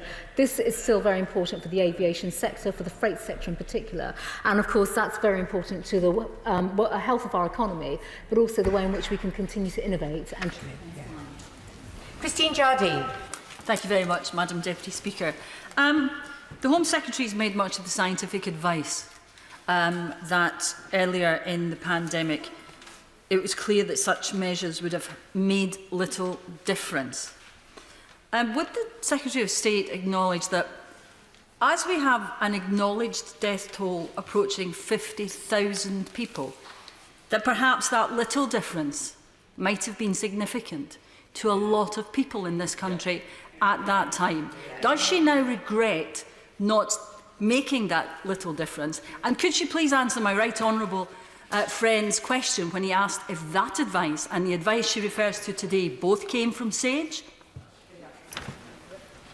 The Honourable Lady will be very well aware that not just working with SAGE, but representatives of SAGE in government departments across government, that is the scientific advice that we as Minister are guided by. And that is important to consider this in terms of the entire period from January to March and the enhanced measures that were taken at the border. And I think, Madam Deputy Speaker, it is important to recall and be very mindful of the enhanced public health protection measures that were undertaken. And had those measures not been put in place, the severity of what could have followed could have been even more damaging than we've seen over recent months. Faye Jones. Thank you, Madam Deputy Speaker. I welcome the introduction of the self-isolation period for those arriving in the UK. Like this government, I want to do all I can to protect rural Mid Wales from a second spike in the virus. But what discussions has my right honourable friend had with the Welsh Government and with rural police forces to ensure that this can be enforced in a four nations approach? Good question. My friend is absolutely right, and I pay tribute to the devolved administrations. And I know one of the questions, in fact, the Right Honourable Gentleman asked me about the time period as to when this was announced and now these measures coming into place. Much of this has been complicated because of the different approach in terms of powers that are devolved around enforcement in particular. So devolved administrations will, of course, be laying their own regulations around enforcement, but we have had constant contact and discussion across the four nations with the devolved administrations from the get-go, from the outset, and of course that will continue. Daniel Zeigner. This isn't just about tourism and business, important though they are, it's also about people. My constituent, Professor Matthew Gaunt's 8-year-old son Dylan lives in Germany, and he and his ex-wife have joint custody. And in former times, Professor Gaunt used to visit fortnightly to stay with Dylan for 4 days. Now, the pandemic has torn families apart across the nation, but it's an international problem too. Yeah. So can the Home Secretary ensure that such difficult cases are prioritised? Home Secretary. I say to my honourable friend, this is such a difficult time for everybody across the world. And of course, we've all been split apart from family, friends and loved ones. And of course, we do want to ensure that we can prioritise key cases and look at, as we move forward with changes to regulations as well, and as we keep this under review, how we can do our utmost to unite friends, family and loved ones again. Teresa Villas. Can I welcome the huge amount of work I know she's doing on air bridges? And can I urge her suspend the implementation of this blanket quarantine requirement to give just a few more weeks to get those safe air corridors in place so we can save jobs in aviation and let families go on their summer breaks in the sun? I thank my right honourable friend for her question. And there are some important points here in terms of how collectively we can work with the travel sector, not just aviation, but across every single carrier, whether it's coaches, trains, ferries as well. They're all part of the health and well-being of the travel sector and the travel economy. And of course, we will work with everybody on this. The fact of the matter is these are complicated. You've heard me say in my statement, we would require bilateral agreements with countries as well, which is exactly what the FCO are working on. And this is why this is a cross-government effort to ensure that we can get our country moving again, but also do the right thing in terms of keeping the public safe. Lloyd Russell-Moyle. At the start of this crisis, I had border people writing to me saying they had no PPE. I had constituents writing to me saying that they'd come back from northern Italy and Spain without being stopped at all at the border. It was a completely bungled response at the beginning. And now the horse has bolted, and of course our recovery is one of the worst in Europe, and our death rates are the second worst in the world. The government's now embarrassed and trying to close that stable. But I'm afraid it's too late. So to build any sort of trust, will the Secretary of State publish the advice that she has on this matter before she destroys our hospitality sector? Secretary. I'd say to the honourable gentleman that it is not my intention to destroy any sectors of our country or our economy, and I think that is a gross distortion of the comments and remarks that I've made. And my second point is I refer the honourable gentleman to the comments that I've already made around the scientific advice. Dr Liam Fox. Thank you, Madam Deputy Speaker. I'm afraid I simply cannot get my head around the public health mental gymnastics of this policy. If such a barrier was required, why was it not introduced earlier in the outbreak?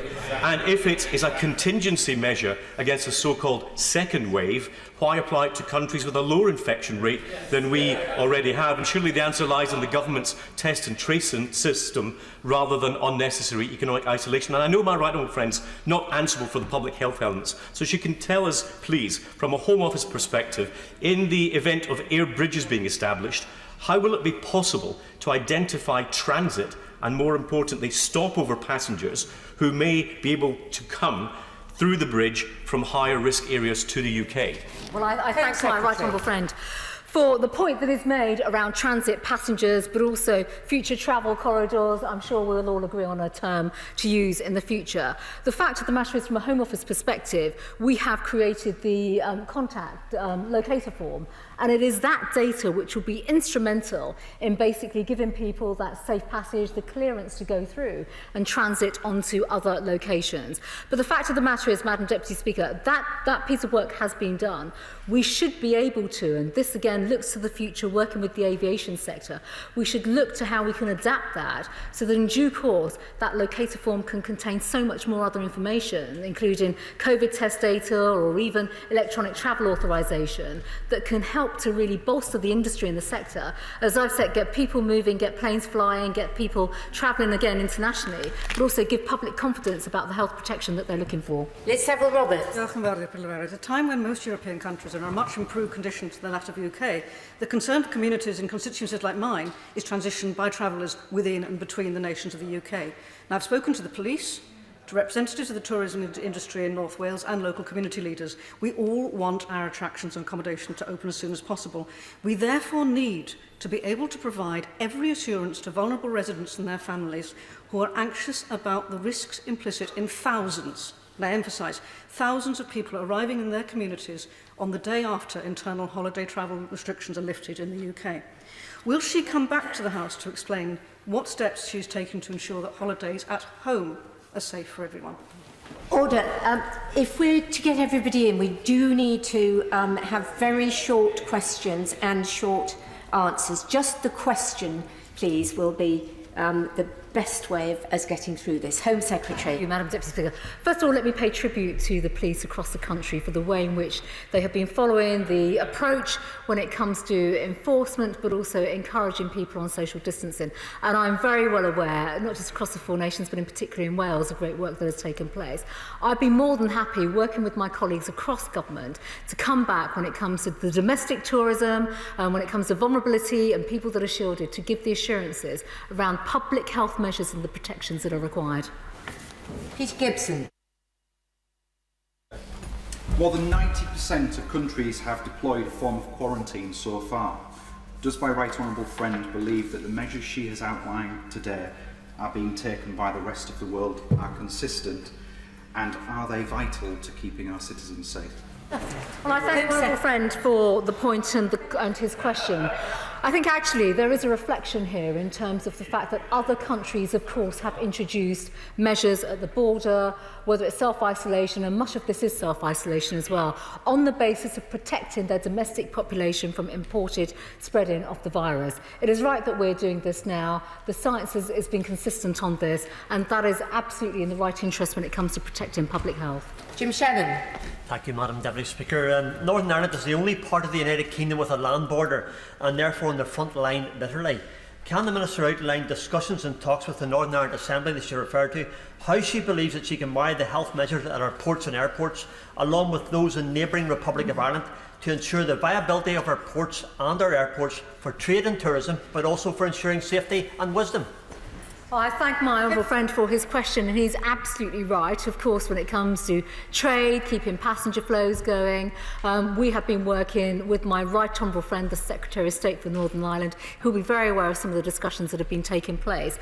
But of course, as ever, we undertake these measures for the right reasons, to collectively stop the spread of the virus and to protect public health. And I'll be very happy to talk to him over future days as well, in the run-up to the 8th of June, in terms of the work that we're actually taking in Northern Ireland.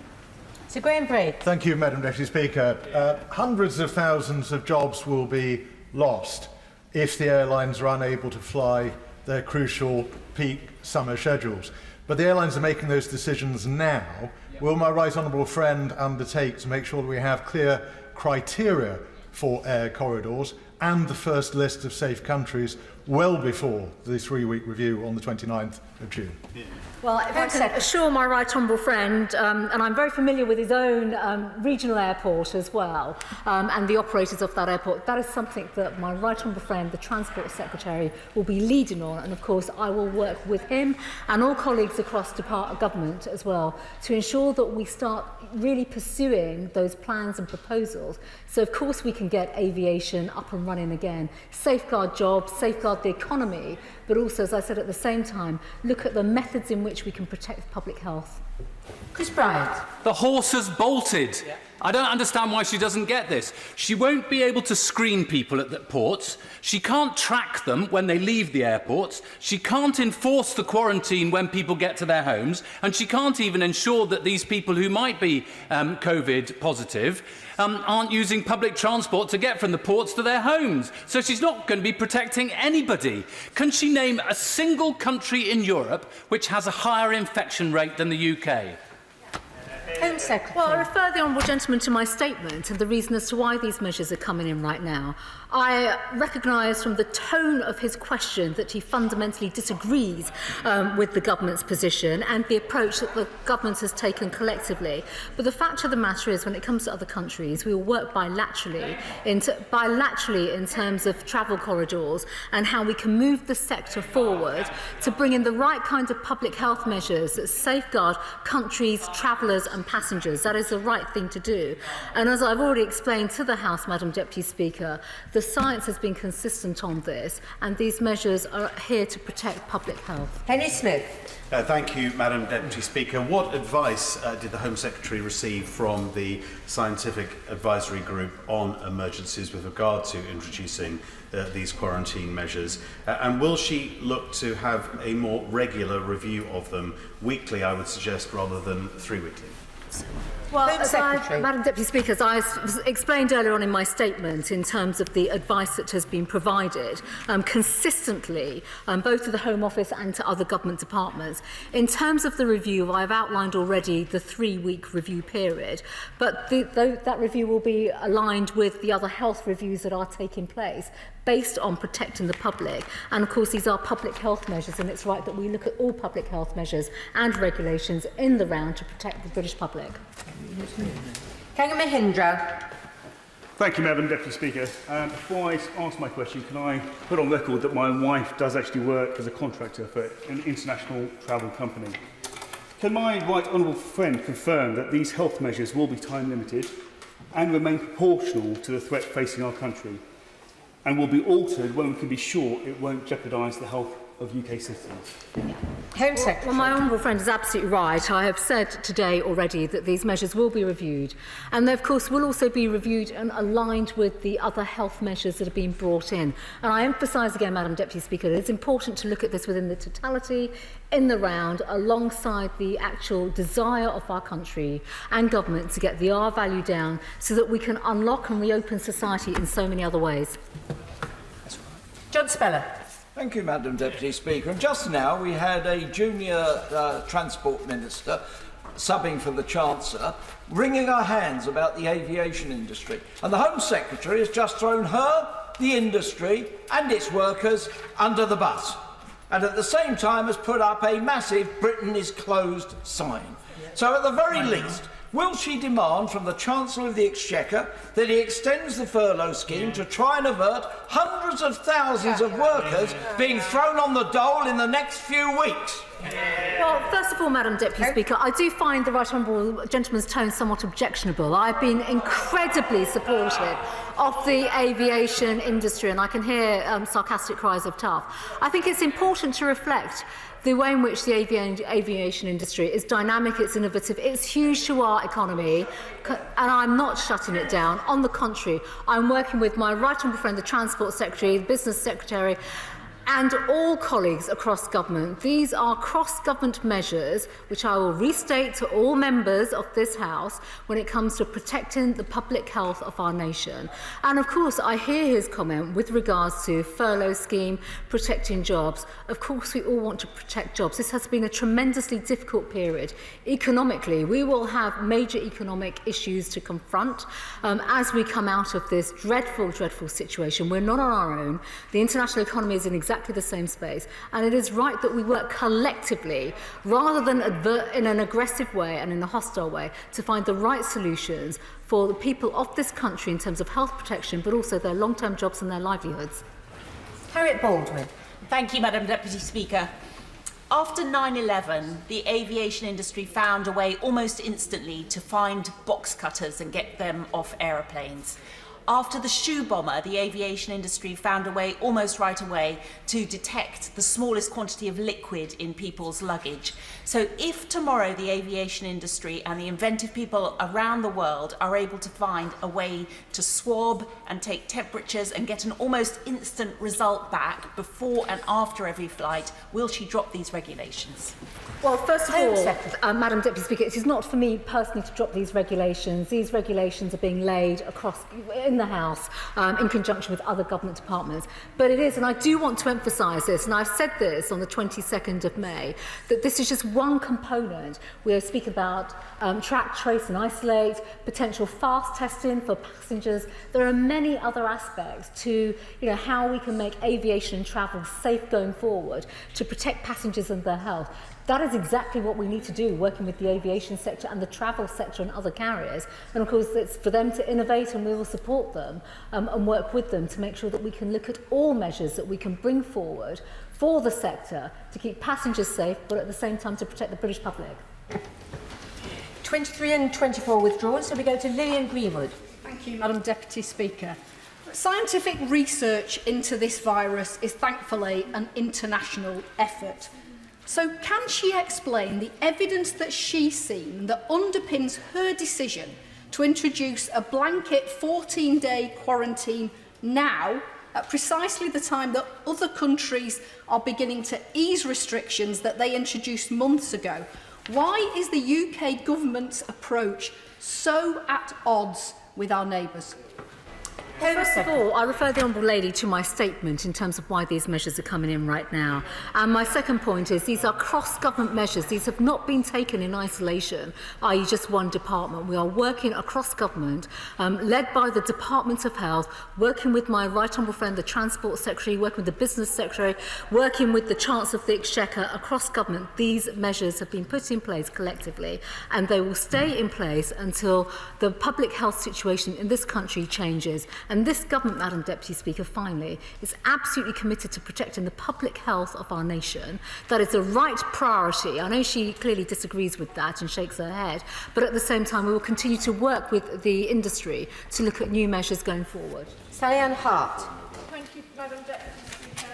Looking at our soft borders, which are our beaches, can my right honourable friend reassure the residents of Hastings and Rye that for the migrants illegally crossing the channel in small boats who are not returned to France are being given health checks for their own safety and well-being and for the safety and well-being of my constituents? Well, my honourable friend is absolutely aware of the work that we are doing on this right now, including returns to France directly, so she can have that assurance. And when it comes to the self-isolation measures, they equally apply to people that come to our country illegally. 27 withdrawn, so we go to James Sunderland. Madam Deputy Speaker, many of my constituents depend upon the aviation sector for their livelihoods. Bracknell also has the offices of over 150 global companies.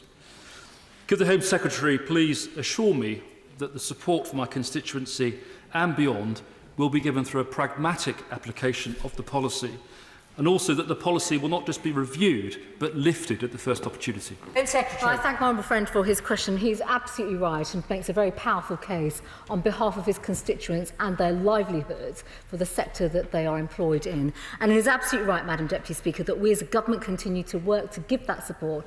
I'm committed to doing that, as are all Secretary of State across government. 29 withdrawn, so we go to Natalie Elphick. Thank you, Madam Deputy Speaker. When reviewing safe journeys in the coming weeks, will my right honourable friend consider that ferries have a COVID-secure option that aeroplanes simply don't have? And can I ask her to keep front of mind our beautiful White Cliffs country and the Dover-Calais ferry for not just a safe and enjoyable holiday break, but also to save our local jobs and livelihoods? True. Well, my honourable friend is absolutely right when it comes to representing her constituency, her constituents, but also the local economy too. And that applies across the country where we have ports. She's absolutely right also to highlight the need to have safe travel, but travel obviously that can be applied consistently across travel carriers as well. And that is something obviously that my honourable friend, the Transport Secretary, and I will be putting forward and raising, discussing tomorrow in our roundtable. David Linden. Many thanks, Madam Deputy Speaker. What discussions has she had with the Chancellor of the Exchequer about how to mitigate the impact of these measures on the aviation industry, and how will they affect efforts to support it to play a sustainable role in rebuilding the economy at local, national and regional level? Yes, Madam Deputy Speaker, discussions have taken place through the usual channels across government, and in fact there have been, up until recently, a series of committees involving the Treasury and every single government department that is involved in this public measure and in this public health measures to discuss the impacts, economic but also health impacts, and the way in which these measures would be brought together and enforced and applied across the 4 nations. Cameron Hunt. Thank you, Madam Deputy Speaker. A couple of months ago, my constituents were overwhelmingly of the view that there should have been an international quarantine introduced then. Overwhelmingly. I believe right now there's still finely balanced, but just of a view, but one is necessary. So I will be supporting the government on this. But at the same time, I am getting more and more emails from constituents who have loved ones in other countries. So please commit to a flexible approach, and at the nearest opportunity, please do relax it. Well, I think, Madam Deputy Speaker, not only, I hear everybody's comments, and I am very conscious of this, as is my right honourable friend, the Transport Secretary, as is the whole of government. The fact of the matter is we all want to be reunited with friends and loved ones as soon as possible. We have to do this in a safe and in a responsible way, and that is what this government is committed to achieving. Wendy Chamberlain. Thank you, Madam Deputy Speaker. Reports suggest that SAGE was not asked for updated advice before this announcement was made. So I asked the Secretary of State, what is the estimate of the likely numbers in the outlined exemption categories to her policy, and what is the scientific assessment of potential transmission from these groups? Well, I referred the lady to my statement earlier. We have based this on scientific advice across government, and that is scientific advice not just within the Home Office but across other government departments as well. So, as I've said in my statement, that information in due course will be provided in the normal way, but it is important to reflect and recognise as to why these measures are coming in place. That is to protect the health and well-being of the British public. Sir Geoffrey Clifton Brown. On behalf of a significant number of constituents whose jobs are affected in the travel, tourism and leisure business, could I ask my right honourable friend if she would seriously consider and review as urgently as possible establishing air bridges, particularly with countries where the rate of infection is lower than our own? Madam Deputy Speaker, I think I've answered this question previously, but absolutely right. It is our determination to ensure that we work with the travel industry, with all carriers, to find the safe way in which people can travel, and of course that is our priority. Emily Lilbert. Thank you very much, Madam Deputy Speaker. By mid-March, over 80 countries had imposed quarantine measures and travel restrictions. By May, it was reported that over 95,000 people had flown into the UK through lockdown. Does she feel her delayed action has contributed more or less to the UK having the second highest coronavirus death rate in the world? Madam Deputy Speaker, I could not have been clearer in my statement, and also when I outlined the enhanced monitoring process that took place at the border between the 22nd of January and the 12th of March. And it is right that those measures were undertaken, and I've said in my statement as to why these measures are being brought in now. Andrew Griffith. Speaker, and I welcome my right honourable friend's commitment to show that Britain is open for business. We have a designated testing minister. Can I tell my constituents who are devastated in Arundel and South Downs who will be the accountable minister for putting in place agreements with safe countries?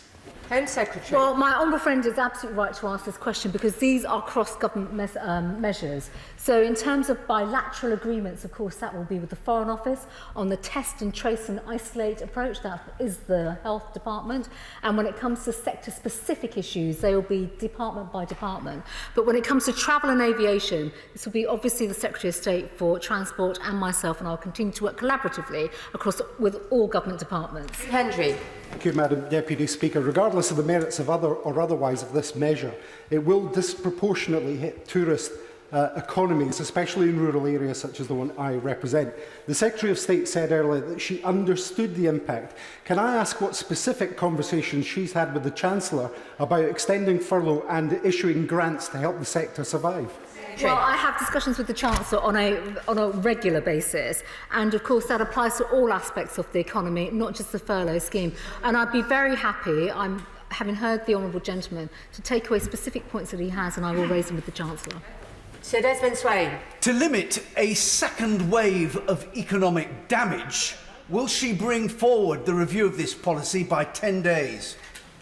Home Secretary. I have said, Madam Deputy Speaker, the review of this policy has been outlined in the statement, and that is the approach that we are taking. Munira Wilson. Thank you, Madam Deputy Speaker. The Home Secretary has acknowledged in her statement that introducing public health measures at our borders once we were at peak was too late. So will she finally concede that we should have introduced this well before community transmission was widespread? And will she answer many honourable members' questions with a direct yes or no? Was SAGE consulted on and did it recommend the measures that she is announcing today? Home Secretary. I have outlined my position in the statement earlier on, and I think it's important to say, when it comes to measures at the borders, I've outlined the dates in which enhanced measures were taken, but also I have not referred to the millions of British nationals who were stranded abroad, and had we have closed our borders in the way in which the Honourable Lady is referring to, they would not have been able to come back to the UK. Yes, they would. Yes, they would. You don't understand. You don't understand the process. Barracking, not a good look. We need to get through this quickly. Deanna Davidson. Thank you, Madam Deputy Speaker. Everyone in this House and my right honourable friend will know the very stark dangers that a second wave could present to our economy, but also to our society. So does my right honourable friend agree with me that by introducing these new health measures at the border, we will be limiting the possibility of a second wave and keeping our citizens safe? Home Secretary. Madam Deputy Speaker, my honourable friend is absolutely right, and she has just emphasised the need to protect the British public from a second wave. And that is the purpose of all the measures, the public health measures the government has been bringing forward. Because at the end of the day, we do not want to lose the gains that we have made in recent weeks. We are past the peak of this virus, and that is something that we still need to continue to double down on and make great progress on. Ms Elmore. Thank you, Madam Deputy Speaker. I have constituents who are due to be travelling in the next 2 to 3 weeks who have been emailing me asking specifically about using public transport or whether family can collect them, all of them, from Heathrow Airport. The Home Secretary doesn't seem to have answered the question despite being asked what will the guidance be, because my constituents need to know now, not in several days or weeks' time. Madam Speaker, all guidance will be published in advance of June the 8th, and of course that comes from the guidance will come from other government departments specific to airports, transport, and obviously public health measures as well. So the guidance will be made available. Pausing. Thank you, Madam Deputy Speaker. Many businesses, especially those engaged in manufacturing, have a need to get a key worker on site quickly, and that could be a UK employee returning from holiday, not able to work from home, or an overseas specialist such as a plant maintenance engineer to keep a plant going. Will there be an exemption to support British business in circumstances such as these? So my friend is absolutely right to ask the question. We will be publishing the list of exemptions, and within that there will be critical infrastructure workers and specific categories led by the key departments that are sponsoring those exemptions, and of course there will be key sectors that are also included in that exemption list. Afsal Khan. Thank you, Madam Speaker. The government's quarantine policy is not universal, and there is a relatively long list of occupations exempted from the self-isolation requirement. Can the Home Secretary confirm that those exempted from quarantine will still be tested for coronavirus upon arrival at the UK border? And if they test positive for the virus, what will they be required to do? Secretary. Well, I think in answer to the honourable gentleman's question, many of those are deemed as key workers. They have access to testing. They are being encouraged to test. And of course, as anyone that is symptomatic or test positive, they must follow the guidance that has been put in place, which is to either, if they're sick, to obviously self-isolate, and if they're symptomatic, they must self-isolate, but also get advice, medical advice, and get treatment. Smith. Thank you, Madam Deputy Speaker. With small businesses particularly being asked to step up and reboot our economy, they need certainty. And I've been contacted by a business in my constituency concerned that, notwithstanding the general advice for non-essential travel, some employees are still determined to have their holidays. Can you give my right honourable friend give clarity over the status of returning holidaymakers in terms of whether the business should swallow that cost or whether they should be forced to take it out of annual leave? Well, if I may, Madam Deputy Speaker, I cannot give specific advice for businesses and employees, but what I would say is that it's important to follow the Foreign Office travel advice and guidance right now. And the FCO has been very clear about not travelling, obviously because of coronavirus, but that all non-essential travel should not take place. Christian Matheson. Madam Deputy Speaker, this will affect the aviation sector and also hospitality and travel and tourism, but upstream it will also affect our aerospace manufacturing sector. Can the Home Secretary tell the House what specific economic impact assessment was made on the effect of the aerospace sector with this policy? My friend is right to raise the economics of this. This has been discussed in various economic committees at government, and of course I have been speaking to the Chancellor, working across government with my colleagues, and it's important to reflect we've had those discussions, and impact assessments have been undertaken through government departments in the right kind of way. Robert Goodwill. Thank you. 300 people are working safely today constructing the £4 billion Anglo-American Sirius mine in North Yorkshire. The driving of the 1 mile deep shaft and the 23 mile long tunnel to T-spot does require a small number of specialist engineers from places like Germany and Austria living in specialist accommodation away from their families. Could you give me an assurance that workers like this will be part of the exemption from the quarantine? Secretary. Mr. Speaker, I understand the case that the honourable gentleman is making, and of course we do have an extensive exemption list for specialist skills and individuals that are required for key projects and key work. But I will absolutely take the full details away from him and raise that with the Department of Business. Vera Hobhouse. Thank you. The exclusion of medical and care professionals from the travel restrictions highlights how essential they are to the UK. It also highlights how problematic the government's new immigration rules will be. Will she commit to a much fairer and safer immigration policy than that are currently on the table? Home Secretary. I'm sorry, Madam Speaker, I missed the honourable lady's last sentence. I didn't quite hear her, but I'll happily follow up. I think that was in relation to the immigration system, the points-based system, but I will happily follow up with her again. Paul Maynard. The Right Honourable Lady just made reference to the exempt professions that are going to be covered by this measure. Given the credibility of it is hanging by a very thin thread right now, can she reassure me that members of Parliament will not be on that list of exempt professions? Home Secretary. This is an issue that has been discussed extensively, so I think when the honourable gentleman sees the exemption list, he'll be very clear as to who qualifies and who doesn't. Stephen Doughty. Madam Deputy Speaker, like care homes, I fear that the failure to act when it could have made a difference will be one of the great tragedies of this crisis when the inevitable inquiries follow. And the Home Secretary keeps saying that she was following the science and the science was consistent. But the Chief Scientific Advisor to the Government said to the Health Committee on the 5th of May that the UK got many, many different imports of the virus that seeded right the way across the country as early as March. Now, if that's the case, why did the government let in 23.7 million passengers, many of them British, returning from abroad from hotspots between the 1st of January and the 31st of March? Why did they not put measures in place earlier? And will she now not only publish the advice, but tell us, is it true that Sage first discussed this on the 3rd of February? Was she involved in that discussion? Was the Transport Secretary? And who overruled who about taking action? Secretary. Thank you, Madam Deputy Speaker. Sage papers are being published and they are in the public domain, so he can look out for those and see what information has been put in place. And Madam Deputy Speaker, I do come back to the point that I made earlier on about the enhanced monitoring process that were taken at the border, all of which I highlighted in my opening remarks. Christian Wakeford. Thank you, Madam Deputy Speaker. Would my right honourable friend advise whether or not she believes we got the science right earlier on, And if so, are we getting the science right now in terms of quarantine and putting restrictions in place in terms of travellers? Home Secretary. What I'd say to my friend is that the government has been guided by the science from the outset of this, and this isn't just for one department, this is across government, and collectively we have been guided by that scientific advice, and that has been consistent when it comes to public health measures at the border, which is why these measures are being introduced now. Thank you. Oh, point of order, Karen Bradley. Thank you very much, Madam Deputy Speaker. On a point of order, can I welcome the Prime Minister's announcement earlier that he intends to extend the proxy voting scheme to those that are shielded and unable to attend the chamber and vote in person.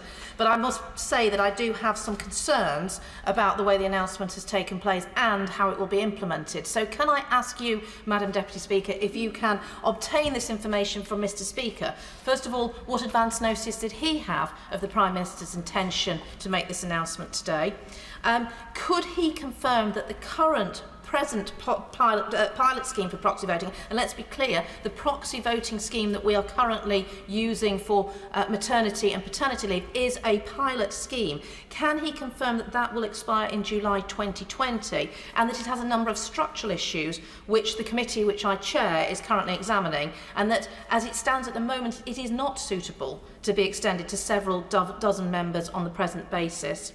Could you ask Mr Speaker if he will agree to convene a meeting between the Leader of the House, myself and the Clerk of the House so we can discuss these matters urgently? Can Mr Speaker give the House an assurance that he will not allow any scheme to be implemented which obliges members to disclose, on all sides of this House, to disclose personal information about their health? And could you also ask Mr Speaker if he would confirm that the government has not to date provided any response to the 3 detailed reports on these issues produced by my committee, one of which was to satisfy the impossibly tight timescale demanded by the government for the introduction of remote voting, which they then ended up using for a mere 8 days? Well, I thank the Right Honourable Lady for her point of order. There are a lot of questions in there. I will do my best to respond. Obviously, I can't answer for what discussions the Speaker has or hasn't had with members of the government. I should also say that the Chair is also not responsible for government responses to the reports produced by her committee, although obviously I do hope that those responses will be forthcoming, and I'm sure the Treasury bench will have heard that. She's right to say, I can confirm that the present scheme for proxy voting does expire in July 2020. And I also would confirm that as I'm sure she will appreciate, that the whole House will be interested in hearing the Procedure Committee's expert views on the scheme. And I know her committee has made a great deal of contributions to the debate so far, which have been extremely helpful. I'm sure she knows that the Speaker has taken a very close interest in ensuring that voting in this House is carried out effectively, but key to his response has been that it has due regard to the safety of honourable members and of staff. And I can assure her that he will continue to do so. As for a meeting between herself, the Leader and the Speaker, I'm sure he will respond positively to requests that she makes, as I know he has fairly regular meetings with her anyway. Point of order.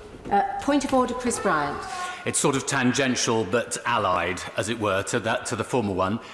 You will know, Madam Deputy Speaker, that yesterday the Leader of the House committed to the Honourable Member, the Chair of the Right Honourable Member, the Chair of the Procedure Committee, that he would be introducing a motion today to deal with allowing some members to participate in questions, urgent statements and urgent questions remotely. That was tabled late last night, since when 3 amendments have been tabled. As I understand it, Mr Speaker is minded to select 3 of those amendments. There are 4 that have been tabled, but 3 have been selected. which means in practice that, in particular, if we were to suggest that we were going to push those to a vote, that this would be opposed business, and therefore, if we get to 7 o'clock, if I get this right, Madam Deputy Speaker, you'll tell me if I've got it wrong, if we get to 7 o'clock and haven't started the debate, that because this is opposed business, it cannot then be taken. I also note, further to what the Right Honourable Member just said, that since the Prime Minister has now made a further commitment today, it might be more sensible if we were to have a new motion tomorrow, which covered all of these matters in the round, which we could debate properly, rather than sort of shoved through at the end of the day by surreptitious means without the government allowing any time for it. Well, I thank the honourable gentleman for his point of order. He has painted a scene of something that might happen at the end of the day, which obviously I can't predict at this point because we don't know whether the business will run till 7. However, not for the first time, he is correct in saying that the motion cannot proceed after 7 p.m. if it is objected to. And in the current circumstances, an amendment standing on the order paper which has been provisionally selected, not withdrawn, and if that amendment is likely to be contested, that would constitute an objection. So it is right that it cannot continue to be heard after 7 p.m. If I might have another go, very briefly. Just to say, I will be contesting it, just in case there's any doubt at 7 o'clock. Well, I'm very grateful for the honourable gentleman for clarifying that point. I thought that might be the case, but best to have it on the record. Speaker. The Leader of the House yesterday announced that witnesses to tomorrow's Domestic Abuse Committee would be able to present evidence remotely if they so wished. He said that he wanted to allay concerns that some people had assumed that this would not be possible. Now, Nazir Afzal is the National Advisor for Wales's Violence Against Women strategy, and he's highly respected as an expert in measures proposed by the bill. He was invited, at my request, to the Bill Committee, but had to decline as he had been told previously that giving evidence remotely was not possible.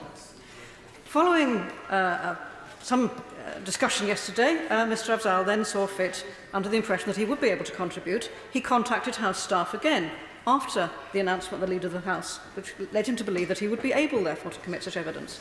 He was told again, however, that it was not possible to give evidence remotely. Now, I must emphasise this reflects in no way on the staff of the House, who are doing excellent work in challenging circumstances. I seek advice from you, Speaker. If it proves impossible for Mr Afzal to give evidence directly to the Bill Committee tomorrow, what should the Leader of the House do to correct the record? Well, I'm grateful to the Honourable Lady for giving me notice of her point of order, and she does raise an extremely important matter. I understand that the House authorities have urgently been putting measures in place to enable as much virtual witness participation in committees as possible, whilst at the same time enabling members to participate in person, and that work is ongoing. I understand that the programming subcommittee on the bill agreed a witness programme yesterday, she said includes a representative of Welsh Women's Aid. It is, of course, regrettable on that agreed programme.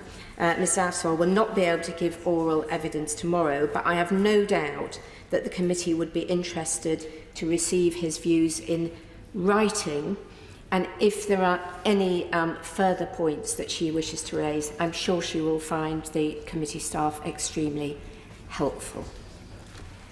Thank you. In order to allow the safe exit, even though some have already arrived, of honourable members participating in this item of business and the safe arrival of those participating in the next, I will suspend the House for 5 minutes. Thank you.